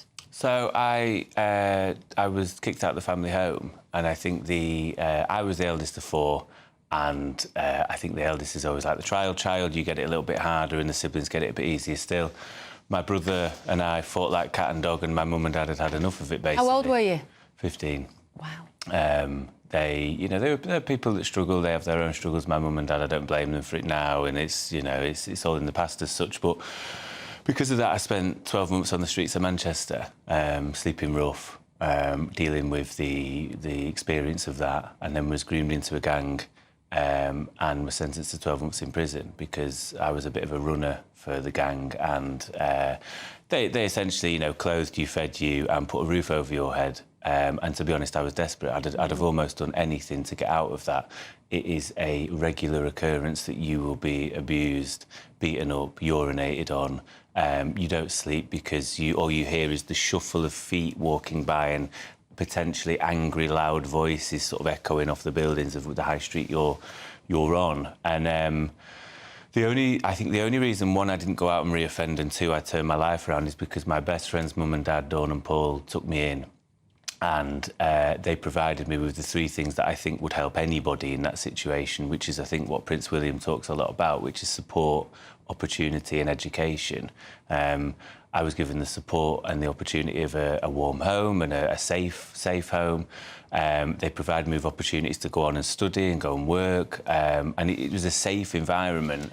And I went on to go and get a degree in GCSEs and everything else to end up where I am today. This is amazing. And so when you were 15, though, you weren't going to school then for that year, 15 to 16? Left with no GCSEs. And did the teachers say, where's Matthew Torbett? His seat is empty. Somebody better go knock on his door and see how he is. Truth be told, I have no idea. And it's not a subject I bring up with my parents now because they watch a lot of the stuff I do, and I almost feel guilty talking about it in a way because I hate for people to think certain things about them. They are people with big hearts who have their own struggles and their own trauma. And I think really it's up to me, if I'm to have children, to break that trauma, or they're going to end up with mine as well. So I don't know is the truth. I've no idea. So, Prince William trying to raise awareness of this issue. Mm-hmm. I can't help but think there's a sort of tragic irony, really, in the fact that a man who could live in Buckingham Palace with however many bedrooms he's got talks about homelessness. But I sometimes get criticised for drawing that comparison. But what can he do? He's doing stuff at the moment. I think it'd be very easy for me as someone on the left that is on the side of republicanism to say, well, just put people in your houses and all the property and land you've got. It's not that easy. It's not that simple. Not. And I'm glad somebody with that money and wealth is doing something rather than he could totally go off and live the life of Riley and do what he wants. Doesn't have to bother, doesn't have to care. And I think the problem is if you get a very vulnerable person who's been sleeping on the street, may have issues with substance abuse or alcohol, mental health, all manner of things, you can't just put them in a home and expect them to be OK. And what he is clearly come round to realising and advocating for is something I would advocate for, is the Housing First model, which originated in New York in the 1990s, and Finland in particular have taken with it and ran with it. They have cut homelessness by 50% and rough sleeping has... We're going to carry this on a bit later, Matthew. I hate to cut you off, but we've got to go. Don't go anywhere. Here's your weather. We'll talk in a bit.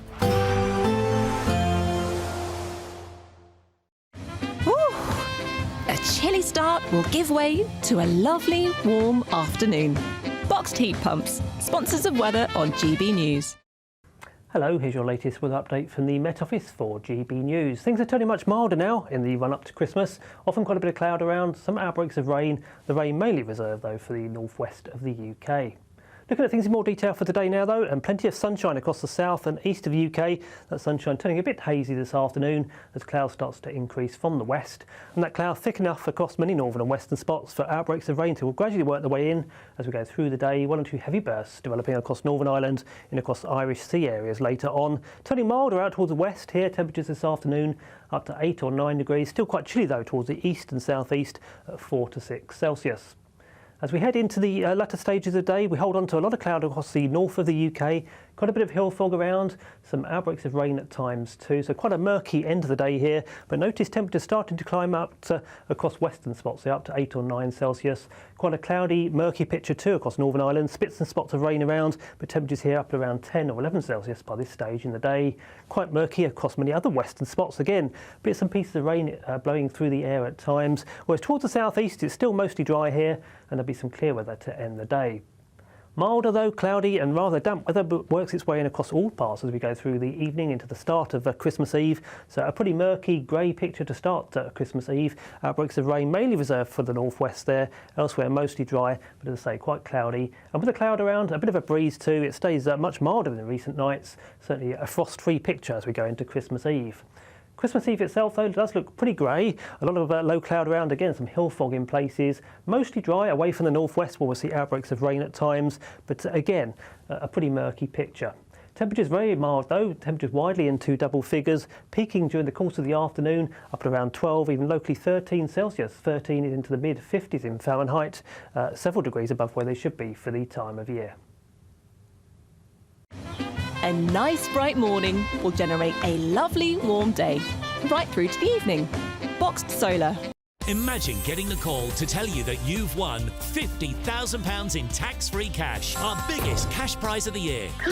Oh my God. That's a big surprise. Oh my God. This is amazing. I'm in shock. I'd say don't hesitate, do it. For another chance to win, text cash to 63232.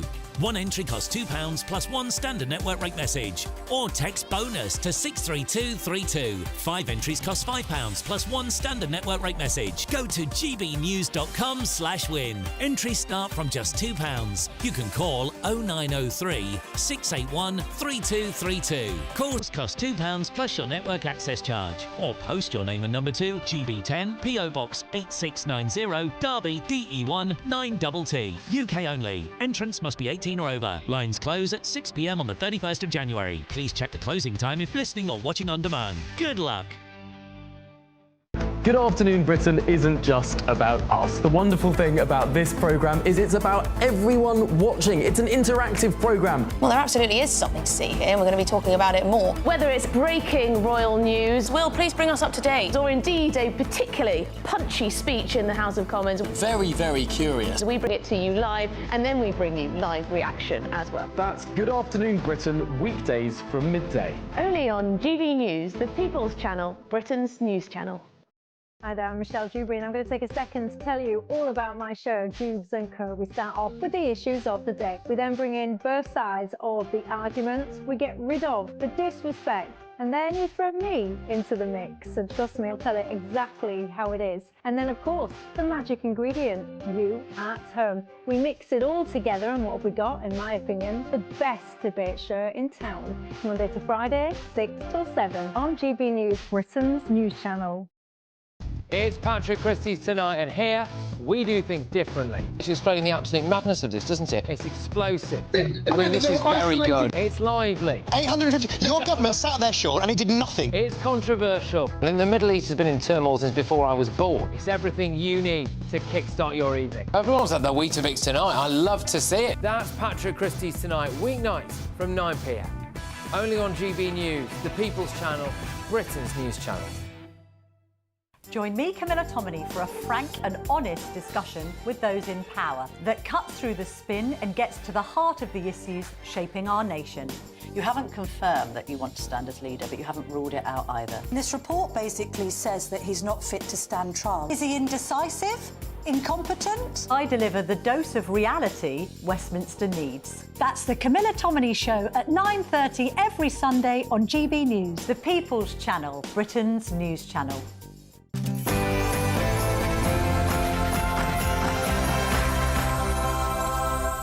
Good morning, 11 o'clock on 23rd of December, live across the UK. This is Britain's Newsroom with me, Bev Turner. So business leaders are warning that our economy is heading for the worst of all worlds as it flatlines this morning. Chief Secretary to the Treasury, Darren Jones, did say this morning that better times are ahead. We start from a disappointing set of economic statistics as we end 2024, but that's why we're going to fight every day to make sure that we improve the lives of working people across this country. Even he doesn't sound convinced, does he? So Britain's new ambassador to the US is set to ask Nigel Farage to help him win over Donald Trump's administration. But can anyone salvage this relationship after Lord Mandelson said this about Trump in 2019? With an American president who is little short of a white nationalist and racist. Home Secretary Yvette Cooper was confronted by an angry constituent while she was handing out mince pies in West Yorkshire. Have a listen. That is so two-faced. Give him a mince pie out. Yeah. It's a nice tradition. No. Give him a blanket because they're freezing to death. They're freezing about.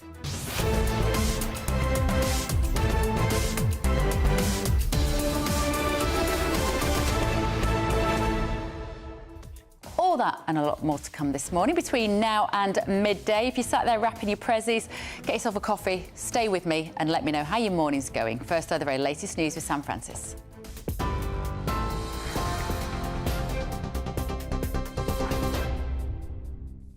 Bev, thank you very much. Good morning to you. It's just coming up to 2 minutes past 11. Well, the UK economy flatlined in the third quarter of this year, with GDP showing no growth between July and September, according to revised figures. The Office for National Statistics partly blamed weaker trading in bars and restaurants, while businesses warn the country is heading for the worst of all worlds amid fears of reduced output and hiring. Chancellor Rachel Reeves says the economic challenges are huge, but has vowed that her budget will deliver growth in the long term. However, the Conservatives claim Labour's policies have tanked growth, leaving the economy more vulnerable. Speaking to us earlier here on GB News, the Shadow Culture Secretary Stuart Andrew pointed the finger at the Labour government and warned that a recession is increasingly likely if their policies continue. This is a really worrying time. They talked down the economy, so it's no wonder that confidence is falling, but then they made some disastrous decisions in the budget, not least the national insurance contributions hike, which is having a real impact on confidence for businesses and what they were thinking about for their future and any investments that they were thinking for growth. And then, I obviously work very closely with charities, for example, and they are facing a significant hike in their national insurance contributions bill, totalling about £1.4 billion. Stuart Andrew there speaking to us earlier. Well, turning to Birmingham now, where a fire has broken out at a shop and flats there following reports that a car was deliberately set alight and rammed into a supermarket.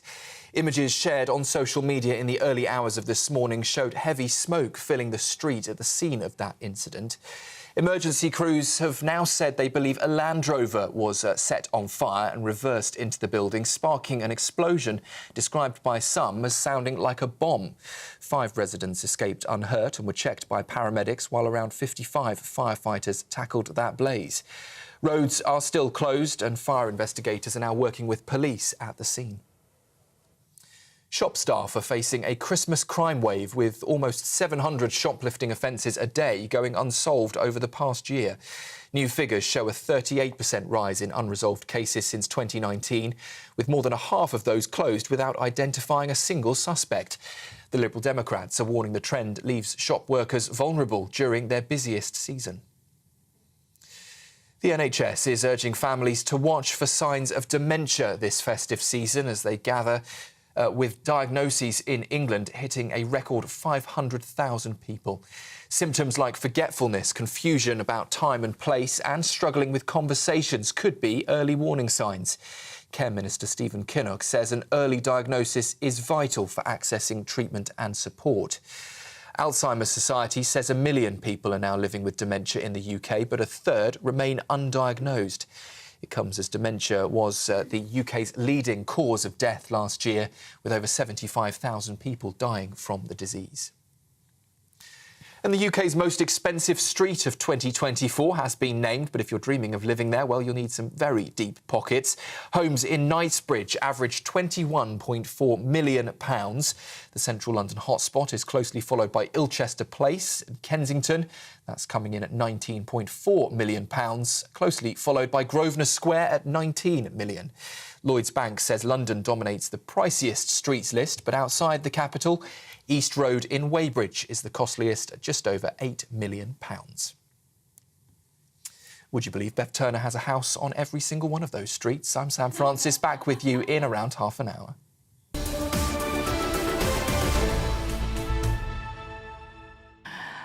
Wish I did. I can't lie. I know those streets, and I can tell you most of those houses are owned by the Chinese, the Russians and the Arabs. It's just where the money has come from into London.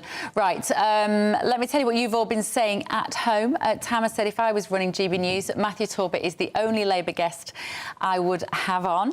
A lot of you enjoyed hearing Matthew's story about being homeless and then turning his life around. Heidi has said it's so great hearing about Matthew. He definitely had a lot of potential, not always easy for someone to cope with if a person is strong-willed and a little bit different, which high-functioning people often are. And Lauren, who else have we got? Lauren said that her daughter was doing some singing for GB News. I will let you know, Lauren, when you might be able to see that. Tim said, going back to the item about the kids' attitude and behaviour these days, do you not think these kids are the first coming through that when smacking was banned, I had smacks and even the cane at school, but I wouldn't even dream of taking something that didn't belong to me. It's being taught right from wrong at a young age. Happy Christmas, Bev. Margaret says Prince William is dealing with his lovely wife's illness and his father's, and his obnoxious brother has, and his wifey and dodgy mum-in-law. That's in relation to the fact that he's still finding time, Prince William, to talk about homelessness. A lot of you enjoyed that. Lynn said, Matthew, you sure have come through the school of hard knocks. You've come out of it as a well-rounded, good, kind human being. It's brave of you to talk about such a horrific time you had. Well done. And I said to Matt, as he just left the studio, I think what strikes me about his story is how forgiving he is, actually, of his parents leaving the house at 15. We're going to have Matthew back on. I didn't want to cut that interview short, but as you know, we've always got so many things to talk about here. We're always a little bit short on time. But Matt will be back in the studio with Steve Baker in a little while, and we will pick that conversation up. Bedford Babe says, hi, Bev, loving the red today. Thank you. And she said, I've done my daily stint on the treadmill, and now I'm sitting with a nice cuppa watching the show. Well, good morning to you, and well done. Right. Keep your messages coming. gbnews.com/your say. In just a moment, we're going to look whether or not we're set for a Rachel Reeves recession in 2025. I kind of don't want to think about that yet. Thank you very much. But first, so let's keep in the festive spirit. Vocal Zone Voice Studio Choir from South Derbyshire with the carol, Oh Christmas Tree. Here you go. Oh Christmas tree, your branches so near lies us. Oh Christmas tree, your branches so near lies us. The green snow, the days are bright, still green when winter snow is white. Oh Christmas tree, your branches so near lies us. Oh evergreen, you bring to us such pleasure. Oh evergreen, you bring to us such pleasure. How of you did dream, gives us delight. Oh, evergreen, you bring to us such pleasure. Lovely. That was the Vocal Zone Voice studio choir from South Derbyshire there. So from that marvellous festive treat to now a little bit of bad news, because the latest GDP figures released this morning show that the UK economy flatlined in the third quarter as business leaders are warning that hard times are ahead. Speaking this morning, Chief Secretary to the Treasury Darren Jones said this. So look, this Labour government is going into 2025 with absolute resolve to work with investors, wealth creators and workers across the country to stimulate economic growth and improve living standards for workers across the country. This is our number one mission as a government, and we start from a disappointing set of economic statistics as we end 2024.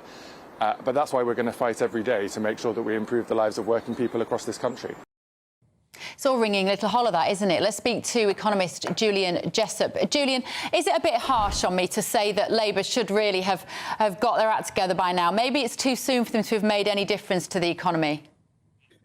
Well, first of all, I think they have made a difference to the economy, but not in a good way. So over most of the summer, they were talking down the economy. They were going on about, the worst economic inheritance since the Second World War.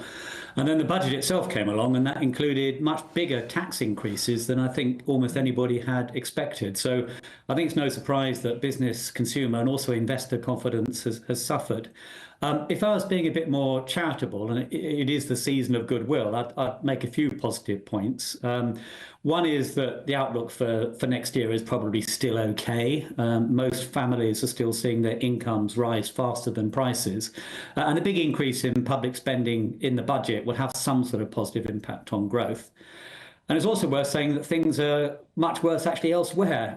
Many countries in Europe, particularly Germany and France, are facing a much deeper economic and also political crisis, and there are problems on the horizon in the US as well. So it's not entirely Rachel Reeves' fault, but I think so far Labour has made things worse rather than better. They say they want growth, Julian. That's been at the heart of a lot of even before the election, that growth was their ambition. But what do you see in their policy which could possibly give rise to growth? Right. Well, I think there is a more positive story that Labour could be telling. I mean, obviously, I'm not here as a government spokesman. I'm very critical of a lot of what they're doing. But there is an argument to say that they did inherit a big mess in the public finances that did need fixing. And the increase in national insurance contributions in particular was arguably one of the least damaging ways of doing that. There are many worse things that they could have done. So you could argue that fixing the public finances is a necessary, if not sufficient, condition for growth. And also they are planning to boost investment in the public sector in terms of capital spending. So capital spending has been relatively low in the UK for many, many years, and maybe the private sector hasn't been doing enough. The public sector should be doing more. So that's the positive story. But when you say, just to clarify, when you say capital spending, you mean projects, you mean hospitals, schools, things that we can see? Yeah, exactly. So that's, infrastructure. So like roads and rail, it's school buildings, it's hospitals, and also parts of the public sector that even I think have been neglected over the last decade or so. So it's things like the criminal justice system, which is something that can't just be left to the private sector to do. The difficulty, though, is that it's not just about the budget. There are lots of other things that the government is doing. For example, the increase in so-called employment rights that actually discourage firms from hiring because it's harder for them then to fire. Also, energy policy. It's highly uncertain, what Ed Miliband's policies are going to mean for energy prices going forward. So it's not just that they've done a very tight budget, but loads of other aspects of government policy are confusing. And at the end of the day, you can't rely only on the public sector to drive growth at a time when public sector productivity is low. You're taking money from the private sector, from businesses that are really the long-term source of growth, giving it to the public sector, where frankly a lot of it may still be wasted. Any advice, Julian, to people watching this and thinking, what do I do in the new year? Is it a good year to move house? Do I change my mortgage rate? I know you're not a consumer expert or financial advisor as such, but what would you do in your own personal situation if you were looking at your finances? Well, it's going to be a very mixed picture. Actually, a lot of people next year will be better off. So those on lower incomes who are lucky enough to keep their job will benefit from the increase in the national minimum wage. Pensioners, despite the ending of the winter fuel allowance for many, are going to see a decent increase in their pension again in April as well. So for some people, things are going to be okay. Overall, I think it's important not to panic. I mean, there is a risk that we overdo the gloom. We sort of talk ourselves into a longer downturn than is really necessary. So I sort of criticise the Labour government for doing that earlier. I think there's a risk that the rest of us do that for this year as well. We start talking down the economy when the prospects are okay. But I fully understand why lots of people are going to be much more cautious. So mortgage interest rates, for example, are now unlikely to fall as a result of the budget measures. There are lots of people who are now more likely to lose their jobs than they would otherwise have been. So I would be cautious, not too pessimistic, but clearly 2025 is going to be a lot tougher now than many people anticipated. Yeah. OK. Julian, thank you. Happy Christmas, by the way. Thank you, and same to you. I'm allowing myself to say Happy Christmas now. It's Christmas Eve tomorrow. I've waited to quite the last minute. Right, moving on. At GB News, we love to hear what you think. As you know, we run our poll of the day, and today we're asking, should shoplifters face jail as the number of unsolved offences rise by nearly 40%? The final result will be announced later in Martin Daubney's show this afternoon. For all of our latest polls, news and how to vote, go to gbnews.com/poll. Now, if you're missing Andrew Pearce sitting beside me, and of course I'm missing him terribly, here are just a few moments of us displaying the utmost professionalism recently. We run our poll of the day, and today we're asking, as Assad falls in Syria, is the UK still a player on the world stage? I don't quite know asking that question, to be honest. It wasn't us. We didn't get rid of Assad. Look, people have thought long and hard about that question, Andrew. Don't take the mickey. We've gone a bit early on the biscuits. You just caught us red-handing. Your mum is the voice of common sense. Where do you think I get it from? Right, during Advent. She's right. And poor O'Harry, I don't know if you saw any of the interview, he hardly got a word in. I know how he feels. First, the news with Sam Francis. Right, this is Britain. Yeah, put your biscuits out, Andrew. Well done. OK.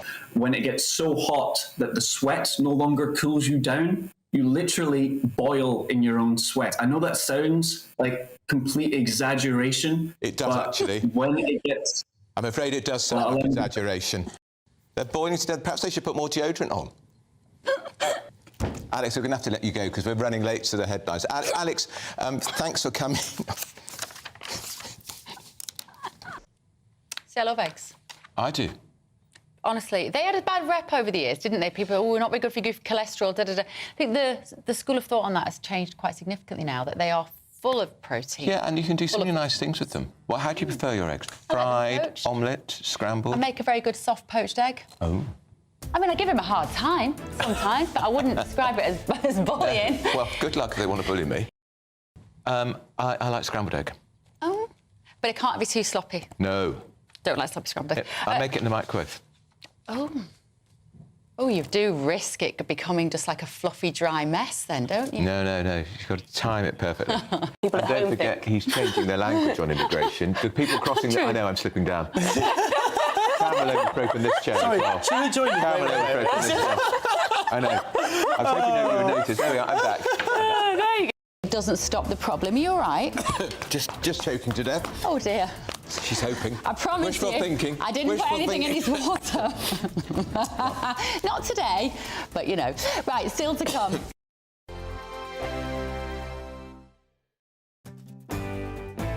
I'm Tom Harwood. This is GB News, Britain's news channel. Every Saturday, 10 till 12, we'll bring you all of the news that you need to know. We'll also remind you that there is so much to smile about. It's my favourite time of the week. I get to relax, enjoy some light-hearted stories, and let Ellie teach me about fashion too. That's Saturday Morning Live, every Saturday, 10 till 12. Only on GB News, Britain's news channel. I'm Jacob Rees-Mogg, and this is GB News, Britain's news channel. Lee Anderson's Real World, Fridays from 7 p.m. So, how did you get into radio initially? It's the old thing. You do discos. Yeah. Back in the days when you used to put needles on. What sort of year we're talking about? Oh, it was black and white. Okay. That's the closest you're going to get. Beatles, Rolling Stones? Yeah. Sort of later than... Yeah, sort of a bit later than that, doing discos. But then you sort of do a tape. I did a tape for BBC Radio Manchester, the local BBC station. And just one off, got a copy of that, edit. Yeah. Naively thought, everybody's going to send a tape to Piccadilly, which was the Manchester station, which was 73. And instead of that, a couple of years later, I sent a tape to Radio City in Liverpool, not thinking that everybody in Liverpool is going to be sending a tape there. And just a guy just went, I'm too good for this, doing the overnights, walked out, and my tape was on the top of the pile. And I got a phone call on a Thursday night, Thursday, the 12th of February, 76. Can you do 2 till 6 in the morning on Radio City in Liverpool? I thought it was someone of my pals. And what was you talking about on that radio show? It was an overnight programme, so it's music. Yeah. In those days, you didn't have much needle time, but clever devil here noticed that the BBC stuff was not needle time. Yeah. So I used to put, like, the Goons on and the Hancocks. So you've got half an hour, and me and the security guy, Bert, on the door. We're the only two in the building. Yeah. I used to get in my car, put the Goons on, get in my car, dash down to the pier head, get a bacon butty, listening to it all the time, hoping that the record's not stuck, and then dashing back. GB News, the People's Channel. We're proud to be GB News, the People's Channel. And as you know, we always love to hear your views. Now, there's a new way of getting in touch with us at gbnews.com/yoursay. By commenting, you can be part of a live conversation and join our GB News community. You can even talk to me, Bev Turner, or any of the members of the GB News family. I'm Stephen Dixon, and thanks for joining us on GB News, Britain's news channel.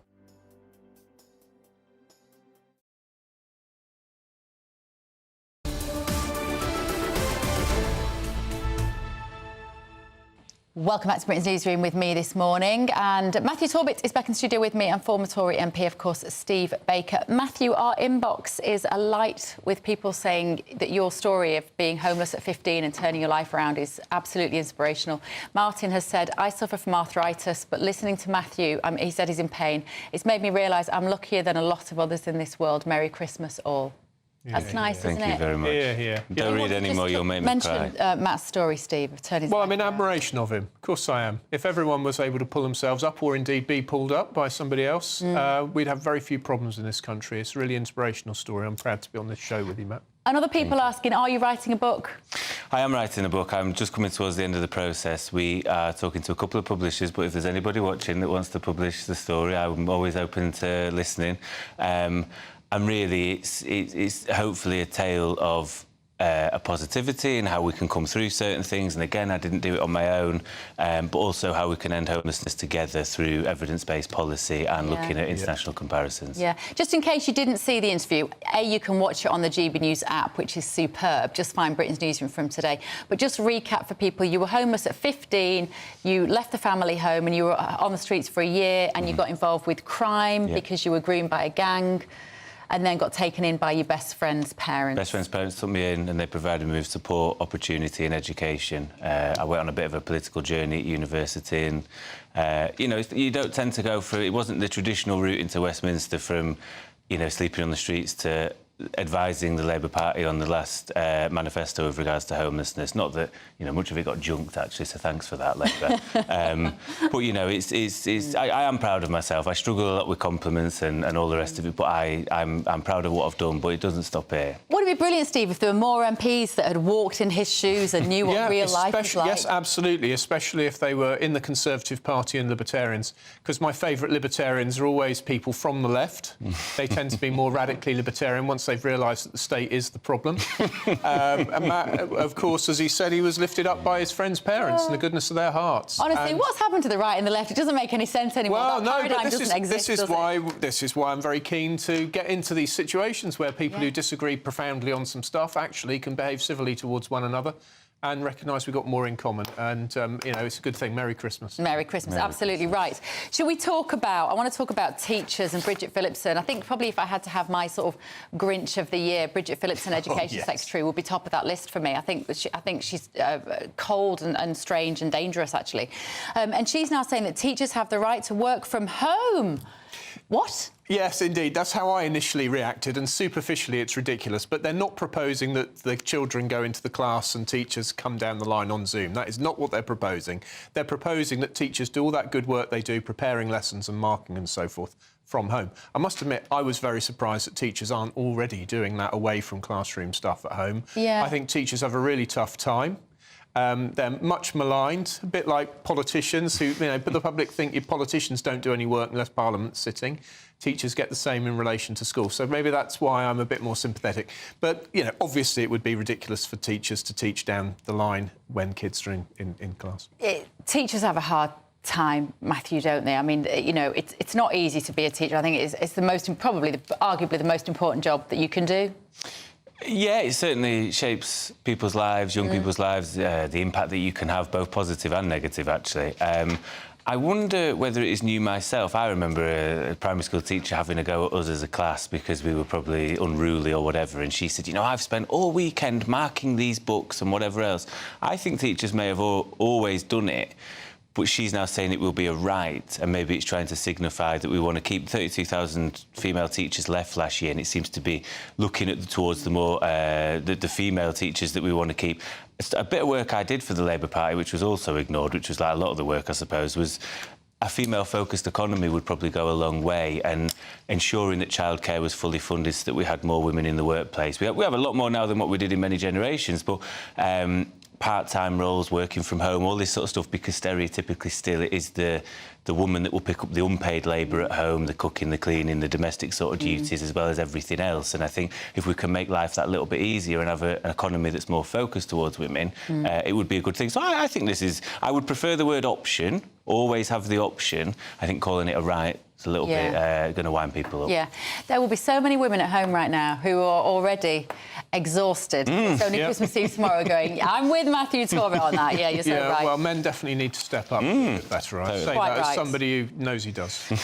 Should we talk about this Labour councillor? This is brilliant. This is a Labour councillor from Brockmore and Pensnett in Dudley, a previously very safe seat. Labour won there in July with almost 64% of a local council vote, but yesterday it transpires they've now slumped to third in the West Midlands. They've just won, winning just 28.9% of the ballots cast, and this councillor has gone for Starmer on social media. Yeah, and he's right as well, of course, isn't he? He said he lied to get us all elected and does not deserve to be the leader of the Labour Party. But let's remember what he did. He did whatever was necessary to save the Labour Party from Jeremy Corbyn. The Labour Party split in two. A group left the Labour Party and formed the Independent Group and then Change UK. They set out to destroy the Labour Party over Corbyn. Starmer set out to rescue the Labour Party, and he did anything to rescue the Labour Party from Corbyn. And unfortunately, that meant lying his way to power, and now he's getting caught out, in particular with betraying the WASPy women. You're going to see more and more of this, especially if the local elections, if they go ahead next spring, of Labour councillors who get kicked out are going to start turning on Starmer in their droves. It's happening. I sat in on a new MP's sort of Christmas... what do you call it? Filling local members in on what he's been doing the last 6 months of being the new Member of Parliament. People are furious with him. The grassroots are furious with some of what seems like political missteps and needless unforced errors, whether it be the WASPy women, which we didn't need to... I always think you should try and find the money to help people to right wrongs, but... You've allowed yourself to get into a position where you look like hypocrites. You could have said all along, yeah, no, we can't afford this money, we agree with the Conservatives. You didn't. You stood there and politically pontificated for the sake of doing anything in opposition to get out of it. started with the optics stuff, of the Lord Alley stuff, way back when, and it's so much has gone on. Releasing the prisoners. Yeah, and this is why he's finished. He's totally finished. I said on election night he's got 2 years, because what will ultimately happen is Reform are a bigger threat to us than the Conservatives currently. Both will take votes from us, and what will happen is we will lose in Scotland, we'll lose in Wales, we'll have a bad local elections as well, and the knives are already supposedly out, according to other media outlets. Yeah. Doesn't surprise me. He's a very bad politician and was never popular in the first place. Oh, well, there we go. There's our Labour representative on my left here. I'm just going to try and defend him a little bit. It's not easy. Maybe it's too soon, Steve Baker. Maybe it's too soon for the fruits that will grow from these Labour policies to be seen. What, the fruits of higher taxes? No, we're already seeing the fruits of those. Look, I'm afraid this idea, again, Matt's very, very well-intentioned saying the money should be found, but this idea that the money should be found is what gets us into this trouble. Look at the forecasts. Revenues soaring away, spending soaring away and revenues stagnating. This is going to be the problem of our lifetimes. Promises have been made that were easy to make, hard to keep, like the WASPI promise. Politicians can stand in front of the public and say things that hopefully they'll never have to see through, and it turns out they do have to try and keep the promise, and then they betray you. Well, his latest feels like the nail in his coffin for Starmer is this appointment of Lord Mandelson to represent the UK in America. I could not believe my eyes at that judgment. If you'd sat there and thought of who would be the worst possible person, it would be him. Well, it's like people think that you can say whatever you want and it doesn't really matter because everyone understands it's a game. That's the only explanation I can think of for something so stupid as to take Mandelson, whose condemnation is absolutely outright, and then make him ambassador to the USA with Trump, who obviously does hold a grudge. I've got misgivings about Trump. I don't think he really respects the rule of law or even democracy. But you can't. I'm not being made the ambassador to the USA. It's such a disaster. It's either very, very stupid or indicative that they just think politics is a game. Who could it have been? I know that's a bit of a mean question. I didn't prep you for that. But who from the Labour Party could have been the ambassador for the UK in America, handing it around with Donald Trump and his administration, rubbing up next to Vivek Ramaswamy and Tulsi Gabbard? Well, Matt thinks, can I... Go on. Who could have done that job? No, I was going to say... This is why we have a diplomatic corps and why civil servants have to be impartial. It's so that they have never said something stupid about Donald Trump that then means they can't be ambassador. And I was going to say, why does it have to be a Labour Party person? It doesn't have to be I think you're creating a rod for your own back. This is going to have to be handled very carefully, and it feels very jobs for the boys. And again, it absolutely seeps into the thing that I, and no doubt many viewers, hate about politics, is that on all sides, in fairness, those that end up in power, particularly in Starmer's Downing Street operation, are middle class, totally out of touch public school boys. There's not even many females in there. And this is why it is all a game to them. The class consciousness of Keir Starmer's Downing Street operation is... There's a cigarette paper between them and Jeremy Corbyn's former office. There's just a veneer of competency that they put out. And as we can see from it all unravelling, there is very little competency, and this is where we're at. They don't understand what people out there really want, need and think. And this idea, jobs for the boys, that's been associated with the Conservatives for years. The old school tie, the public school network, giving each other jobs. I kind of had higher expectations of the Labour Party. I didn't think they'd do that, but I'm an idiot, clearly, because it is the uni party. I am in admiration of your kind heart, but I did not naivety. Well, I'm from a working class background, and I have noticed that I am observed like an alien by those who went to public school. And God bless them, I want to treat everybody equally. I wouldn't rule them out. I wouldn't discriminate against them. But I just say we come to life with a different set of expectations. And people do like to appoint people who are like them. What we need in this world is a set of institutions that better exposes us to people with different perspectives, which is, of course, why I'm in business doing what I'm doing with the company that I won't name. Right. And working here with us at GBNews, Steve Baker. Right, happy Christmas. Merry Christmas. Merry Christmas. Merry I hope Christmas. you have a lovely week, and I will see you in the new year, both of you, no doubt. Right, your news headlines now with Sam Francis. Here he is.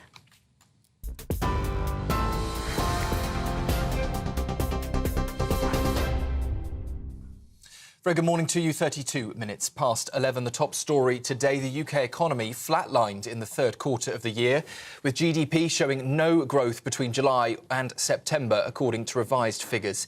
The Office for National Statistics partly blamed weaker trading in bars and restaurants, while businesses warned the country is headed for the worst of all worlds amid fears of reduced output and hiring. Chancellor Rachel Reeves says the economic challenges are huge, but vows her budget will deliver growth in the long term. But the Conservatives claim Labour's policies have tanked growth. Well, the Shadow Culture Secretary Stuart Andrew pointed the finger earlier today at the Labour government, and he warned that a recession is increasingly likely if their policies continue. This is a really worrying time. They talk down the economy, so it's no wonder that confidence is falling. But then they made some disastrous decisions in the budget, not least the national insurance contributions hike, which is having a real impact on confidence for businesses and what they were thinking about for their future and any investments that they were thinking for growth. And then, you know, I obviously work very closely with charities, for example, and they are facing a significant hike in their national insurance contributions bill, totalling about £1.4 billion.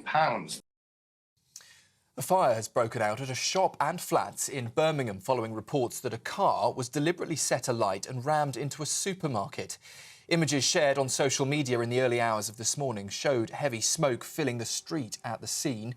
Emergency crews have since said they believe a Land Rover was set on fire and reversed into the building, sparking an explosion described by locals as sounding like a bomb. 5 residents escaped unhurt and were checked by paramedics, while around 55 firefighters tackled the blaze. Roads are now closed and fire investigators are working with police at the scene. And shop staff are facing a Christmas crime wave, with almost 700 shoplifting offences each day going unsolved over the past year. New figures show a 38% rise in unsolved cases since 2019, with more than half closed without identifying a single suspect. The Liberal Democrats are now warning the trend leaves shop workers vulnerable during their busiest season. Those are the latest headlines for now. A full roundup at midday. Now, though, it's back over to Bev. For the very latest GB News direct to your smartphone, sign up to News Alerts by scanning the QR code or go to gbnews.com/alerts.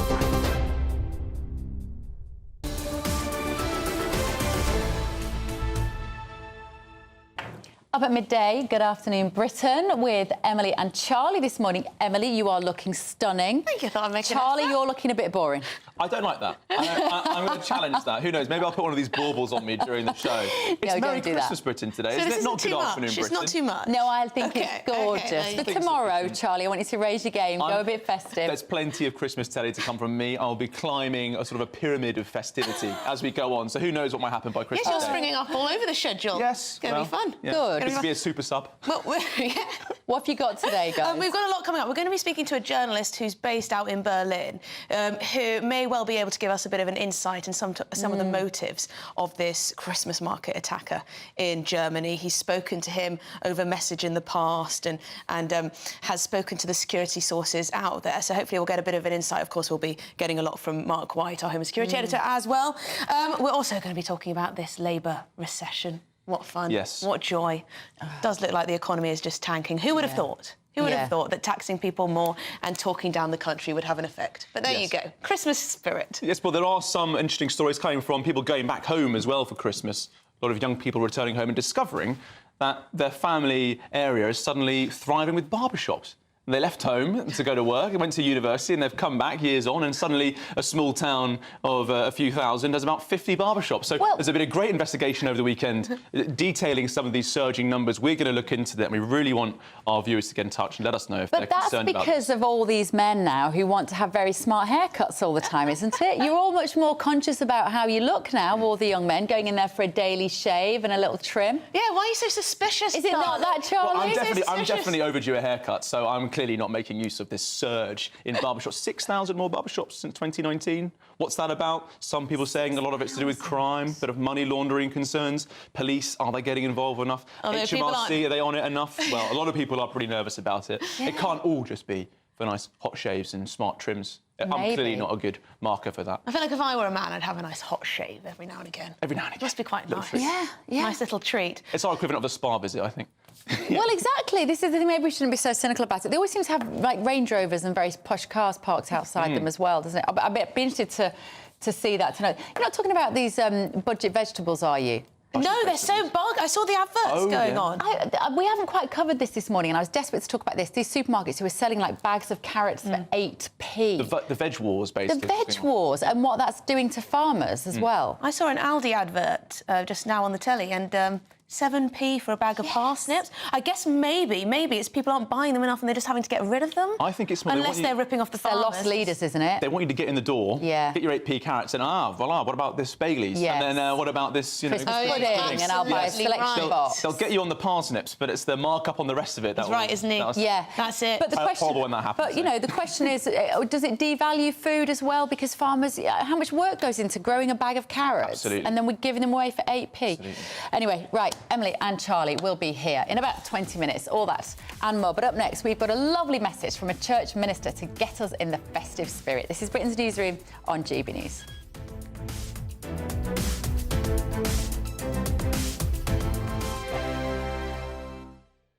Hello and welcome to the latest forecast from the Met Office for GB News.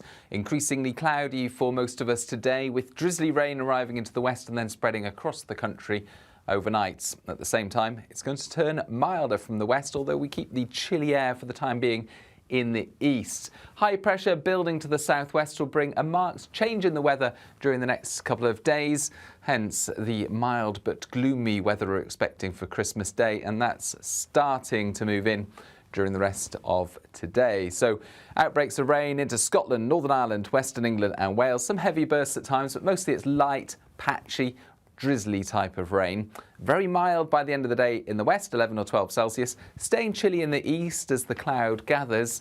But even here, temperatures are actually going to rise overnight as the mild Atlantic air moves in. So for Monday evening, we've got outbreaks of relatively persistent rain in the west of Scotland, drier to the east, but extensive cloud. That cloud covering the hills, it will be low cloud. Likewise for Northern Ireland, much of Western England, the Midlands, Wales will see this sheet of low cloud, mist, hill fog, drizzly rain. And as that makes its way eastwards, we're going to see this rise in temperatures overnight, and that means that the lowest temperatures will be early in the night, and by the start of Christmas Eve, it's going to be remarkably mild out there. Very gloomy though as well, with a lot of low cloud, hill fog and mist. Temperatures of 11 to 12 Celsius in places by the start of Christmas Eve. So, Christmas Eve itself looking mild, but also very gloomy out there. A lot of grey skies and drizzly rain continuing for Northern England, Western Scotland, parts of Northern Ireland in particular. Less wet further south, but staying largely cloudy and mild across the board, 12 to 13 Celsius. In the GB Newsroom, we bring you the news as it happens. With our team of dedicated journalists across the UK, we're ready to keep you up to date with what's happening every half an hour, every single day. Bulletins here on GB News, the People's Channel, Britain's news channel.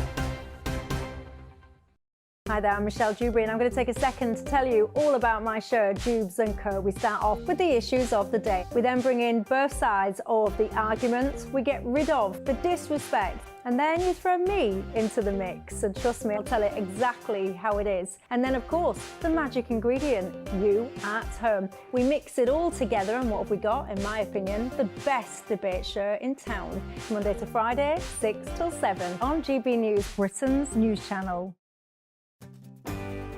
I'm Nana Acquia. This is GB News, Britain's news channel.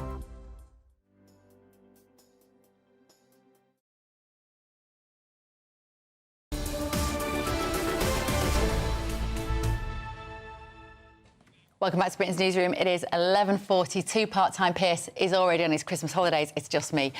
Today and tomorrow. So during Advent, as we count down to Christmas Day, we're hearing from church ministers across the country.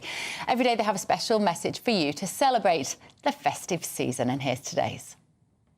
The GB News Advent Calendar, Day 23. Hi, it's Josh from The Send. Emmanuel, God with us. In Malaysia, I was once travelling on a boat that got caught in a storm. It was cold and wet, and I was afraid, when suddenly someone found me in the corner. She gave me a blanket and said, "I'm here, you're safe now." This reminded me of God's heart. Emmanuel, God with us. Christmas celebrates a God who didn't stay distant, but who steps into our broken, stormy world to be with us. Jesus is saying, "I see you, I'm here." Whether life feels joyful or heavy, his presence is constant, offering peace, comfort, and a way through the storm.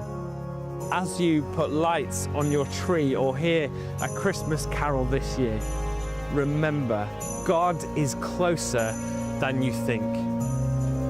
Merry Christmas. Thank you, that was lovely. A few of you have been getting in touch at home, gbnews.com/you'll telling me off for saying Happy Christmas. You keep saying we're not America. In this country, we say Merry Christmas, not Happy Christmas. I got into similar trouble on Twitter last night because I said that I would be on here this morning, and I wrote Xmas, and I didn't realise how inflammatory that would be. I did it just because I was rushing and I was trying to get a tweet out in few characters. I stand corrected. From now on, I will use Christmas. A lot of you this morning getting in touch to say how much you have enjoyed listening to Matthew Torbett talking. I really like this gentleman, Matthew. Very hard to believe he's a Labour man. Perhaps he's an old Labour man, says Andy. Morning, Andy. Richard saying Steve Baker. You've told Steve off for saying that Trump does not believe in democracy. Watch Trump put the US administrators on a better footing, says Richard. Here's George. Stop saying Happy Xmas. It's Merry Xmas, but you do say Xmas and not Christmas. And Susie says Matthew sounds so disappointed with the Labour Party, his party. He's calling them out, unlike other lefty ex-Labour advisors. That's how it should be. I advise him to join Reform, says Susie. I don't think that's going to happen. And Andy's saying, I absolutely love Bev and Andrew in the morning, hearing their thoughts, irreplaceable and highly stimulating. Thank you, Andy. We will both be back in the new year. I'm also going to be hosting on New Year's Eve on GB News. We have a very special show from 11 p.m. to 1 a.m. on New Year's Eve. So it will be myself and Patrick Christie's and Emily. Ben Leo, I think, and a couple of others. So make sure you join us on New Year's Eve for that. It will be really fun. Here we go. PW, Matthew Torbett is definitely a quality left-winger for balance. Better than, I won't name them because they're not here to defend themselves. He named a couple of other lefties he's not particularly happy with. Jacqueline, morning Jacqueline, says, my brother and his wife have always been centre-right Conservatives, but even now they're seeing the way the country's going and I'm getting them round to supporting Reform. A lot of you saying something similar. Right, keep your messages coming. I'm here for another 15 minutes at least. But first of all, do you recognise Mark Burnett? Well, he's British and he's Donald Trump's special envoy to the UK. I'll tell you his surprising job history in just a minute. But first, if you're in search of some winter sun, or you're an expat watching GB News, my Auntie Pauline, she's in Spain and she watches GB News. Morning, Auntie Pauline. Well, here's your weather for some European holiday destinations. You're looking happy. Well, the forecast looks good. So you've sorted the travel insurance then? All Clear Travel Insurance sponsors GB News Travel Destinations Forecast. Hello, welcome to your latest winter sun forecast brought to you by the Met Office. We'll see an east-west split weather-wise across southern parts of Europe over the next few days. Mostly fine in the west, more unsettled further east. Could see a few showers on Christmas Eve across the Canaries, but for much of Iberia, it's set fair, plenty of sunshine around here. And then we run into more unsettled conditions across southeastern parts of Europe, some wind, some rain, even some hill snow in places. And that east-west split continues as we go through the Christmas period. Further unsettled weather to come in the east, generally fine the further west you are. All Clear Travel Insurance sponsors GB News Travel Destinations Forecast. It's Patrick Christie's Tonight, and here We do things differently. It's explaining the absolute madness of this, doesn't it? It's explosive. I mean, this is very good. It's lively. 850. Your government sat there, Sean, and it did nothing. It's controversial. And the Middle East has been in turmoil since before I was born. It's everything you need to kickstart your evening. Everyone's had their Weetabix tonight. I love to see it. That's Patrick Christie's Tonight, weeknights from 9 p.m. Only on GB News, the People's Channel, Britain's news channel. Join me, Camilla Tominey, for a frank and honest discussion with those in power that cuts through the spin and gets to the heart of the issues shaping our nation. You haven't confirmed that you want to stand as leader, but you haven't ruled it out either. This report basically says that he's not fit to stand trial. Is he indecisive? Incompetent? I deliver the dose of reality Westminster needs. That's the Camilla Tominey Show at 9:30 every Sunday on GB News, the People's Channel, Britain's news channel. This is GB News, Britain's news channel. 3 incredible young people from Essex are planning to become the youngest people ever to row, not sail, row, across the Atlantic Ocean. It's about for 3,000 miles. It is. Give or take. Almost exactly that, Sam. The 3 flying fish, so-called, consists of Anna, Dunk, Harry, Alan and Rowan Daly, who are preparing to row that 3,000 miles across the Atlantic. It would be the second largest ocean in the world. And the trio are aiming to do that challenge in support of the Teenage Cancer Trust. Well, I'm very pleased to say that Anna and Harry from the Flying Fish join us now. Very good morning to both of you. Good morning. I think the 2 of you are bonkers, but brilliant. Absolutely incredible what you're doing to raise money for Teenage Cancer Trust. Why did you want to do this? So our third person, Rowan, his friend actually died. So when he was in secondary school, I believe, one of his peers passed away, and Teenage Cancer Trust supported them and their family a lot. So it was definitely the right charity. Yeah, it was. Absolutely awful. So you wanted to do something to raise money for teenage cancer. Why rowing? So my dad did it in 2021. The trip, the Atlantic trip? Yeah, he rowed it as a pair. Where we live in Essex, they actually build the boats there. So we used to cycle round there past the boatyard, and he got interested and actually did it. He was the first year after COVID. And one night, we all met in the Air Cadets, so one night after Air Cadets, Rowan actually dropped me off home and the boat was outside. We were obviously waiting to get it sold. And I think he was asking some questions and we stood there at my porch and Rowan said, I reckon we could do that. And I was like, yeah, I reckon we could. And then we brought Harry on board, and that's kind of how it all came together. If people are watching and they want to support you, do you have a GoFundMe we've got page social yet? media platforms at the Free Flying Fish. That's Facebook, Instagram and TikTok, and our GoFundMe links in all of the bios on there. Fantastic. GB News, the People's Channel.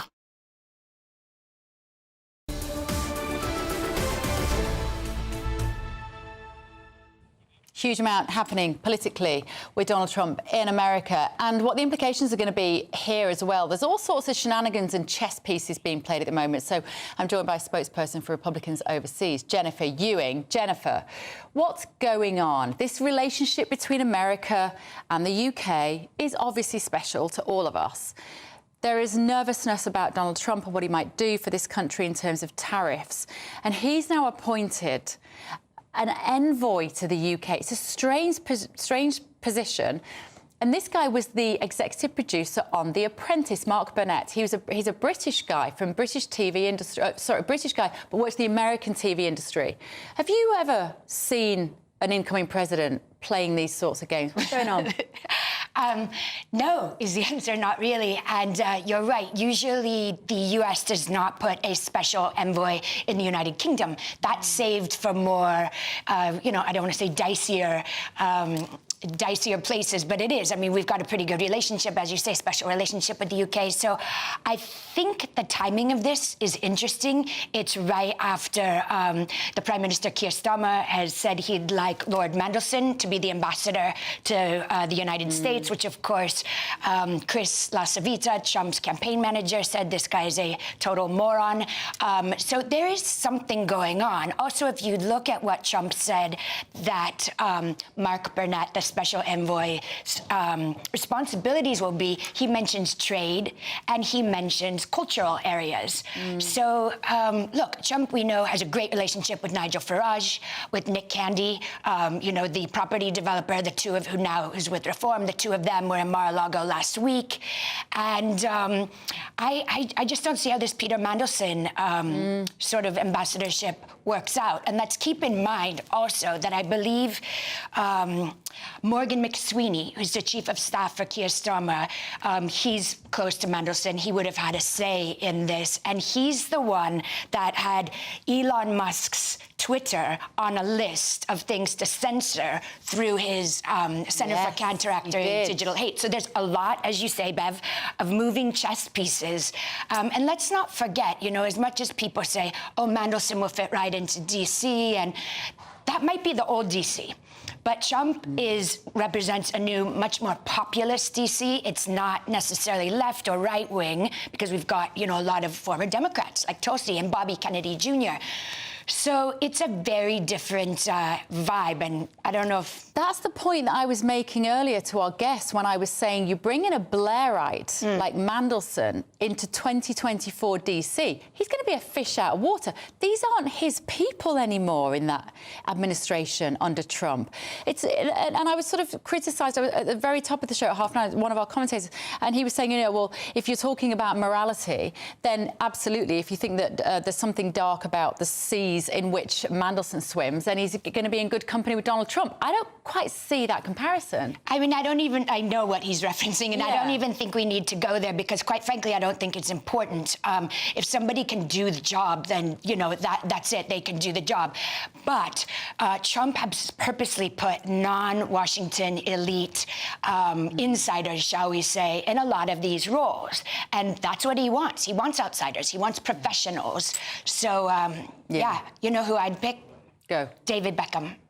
And on that bombshell, we've run out of time. But we'll come back and talk about that in the new year, Jennifer. Right, that's it from Britain's Newsroom for today.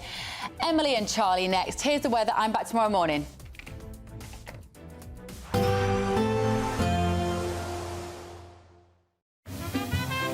Heavy showers first thing will be followed by a warm, cosy day. Boxed Boilers, sponsors of weather on GB News. Hello, here's your latest weather update from the Met Office for GB News. Things are turning much milder now in the run-up to Christmas. Often quite a bit of cloud around, some outbreaks of rain. The rain mainly reserved, though, for the northwest of the UK.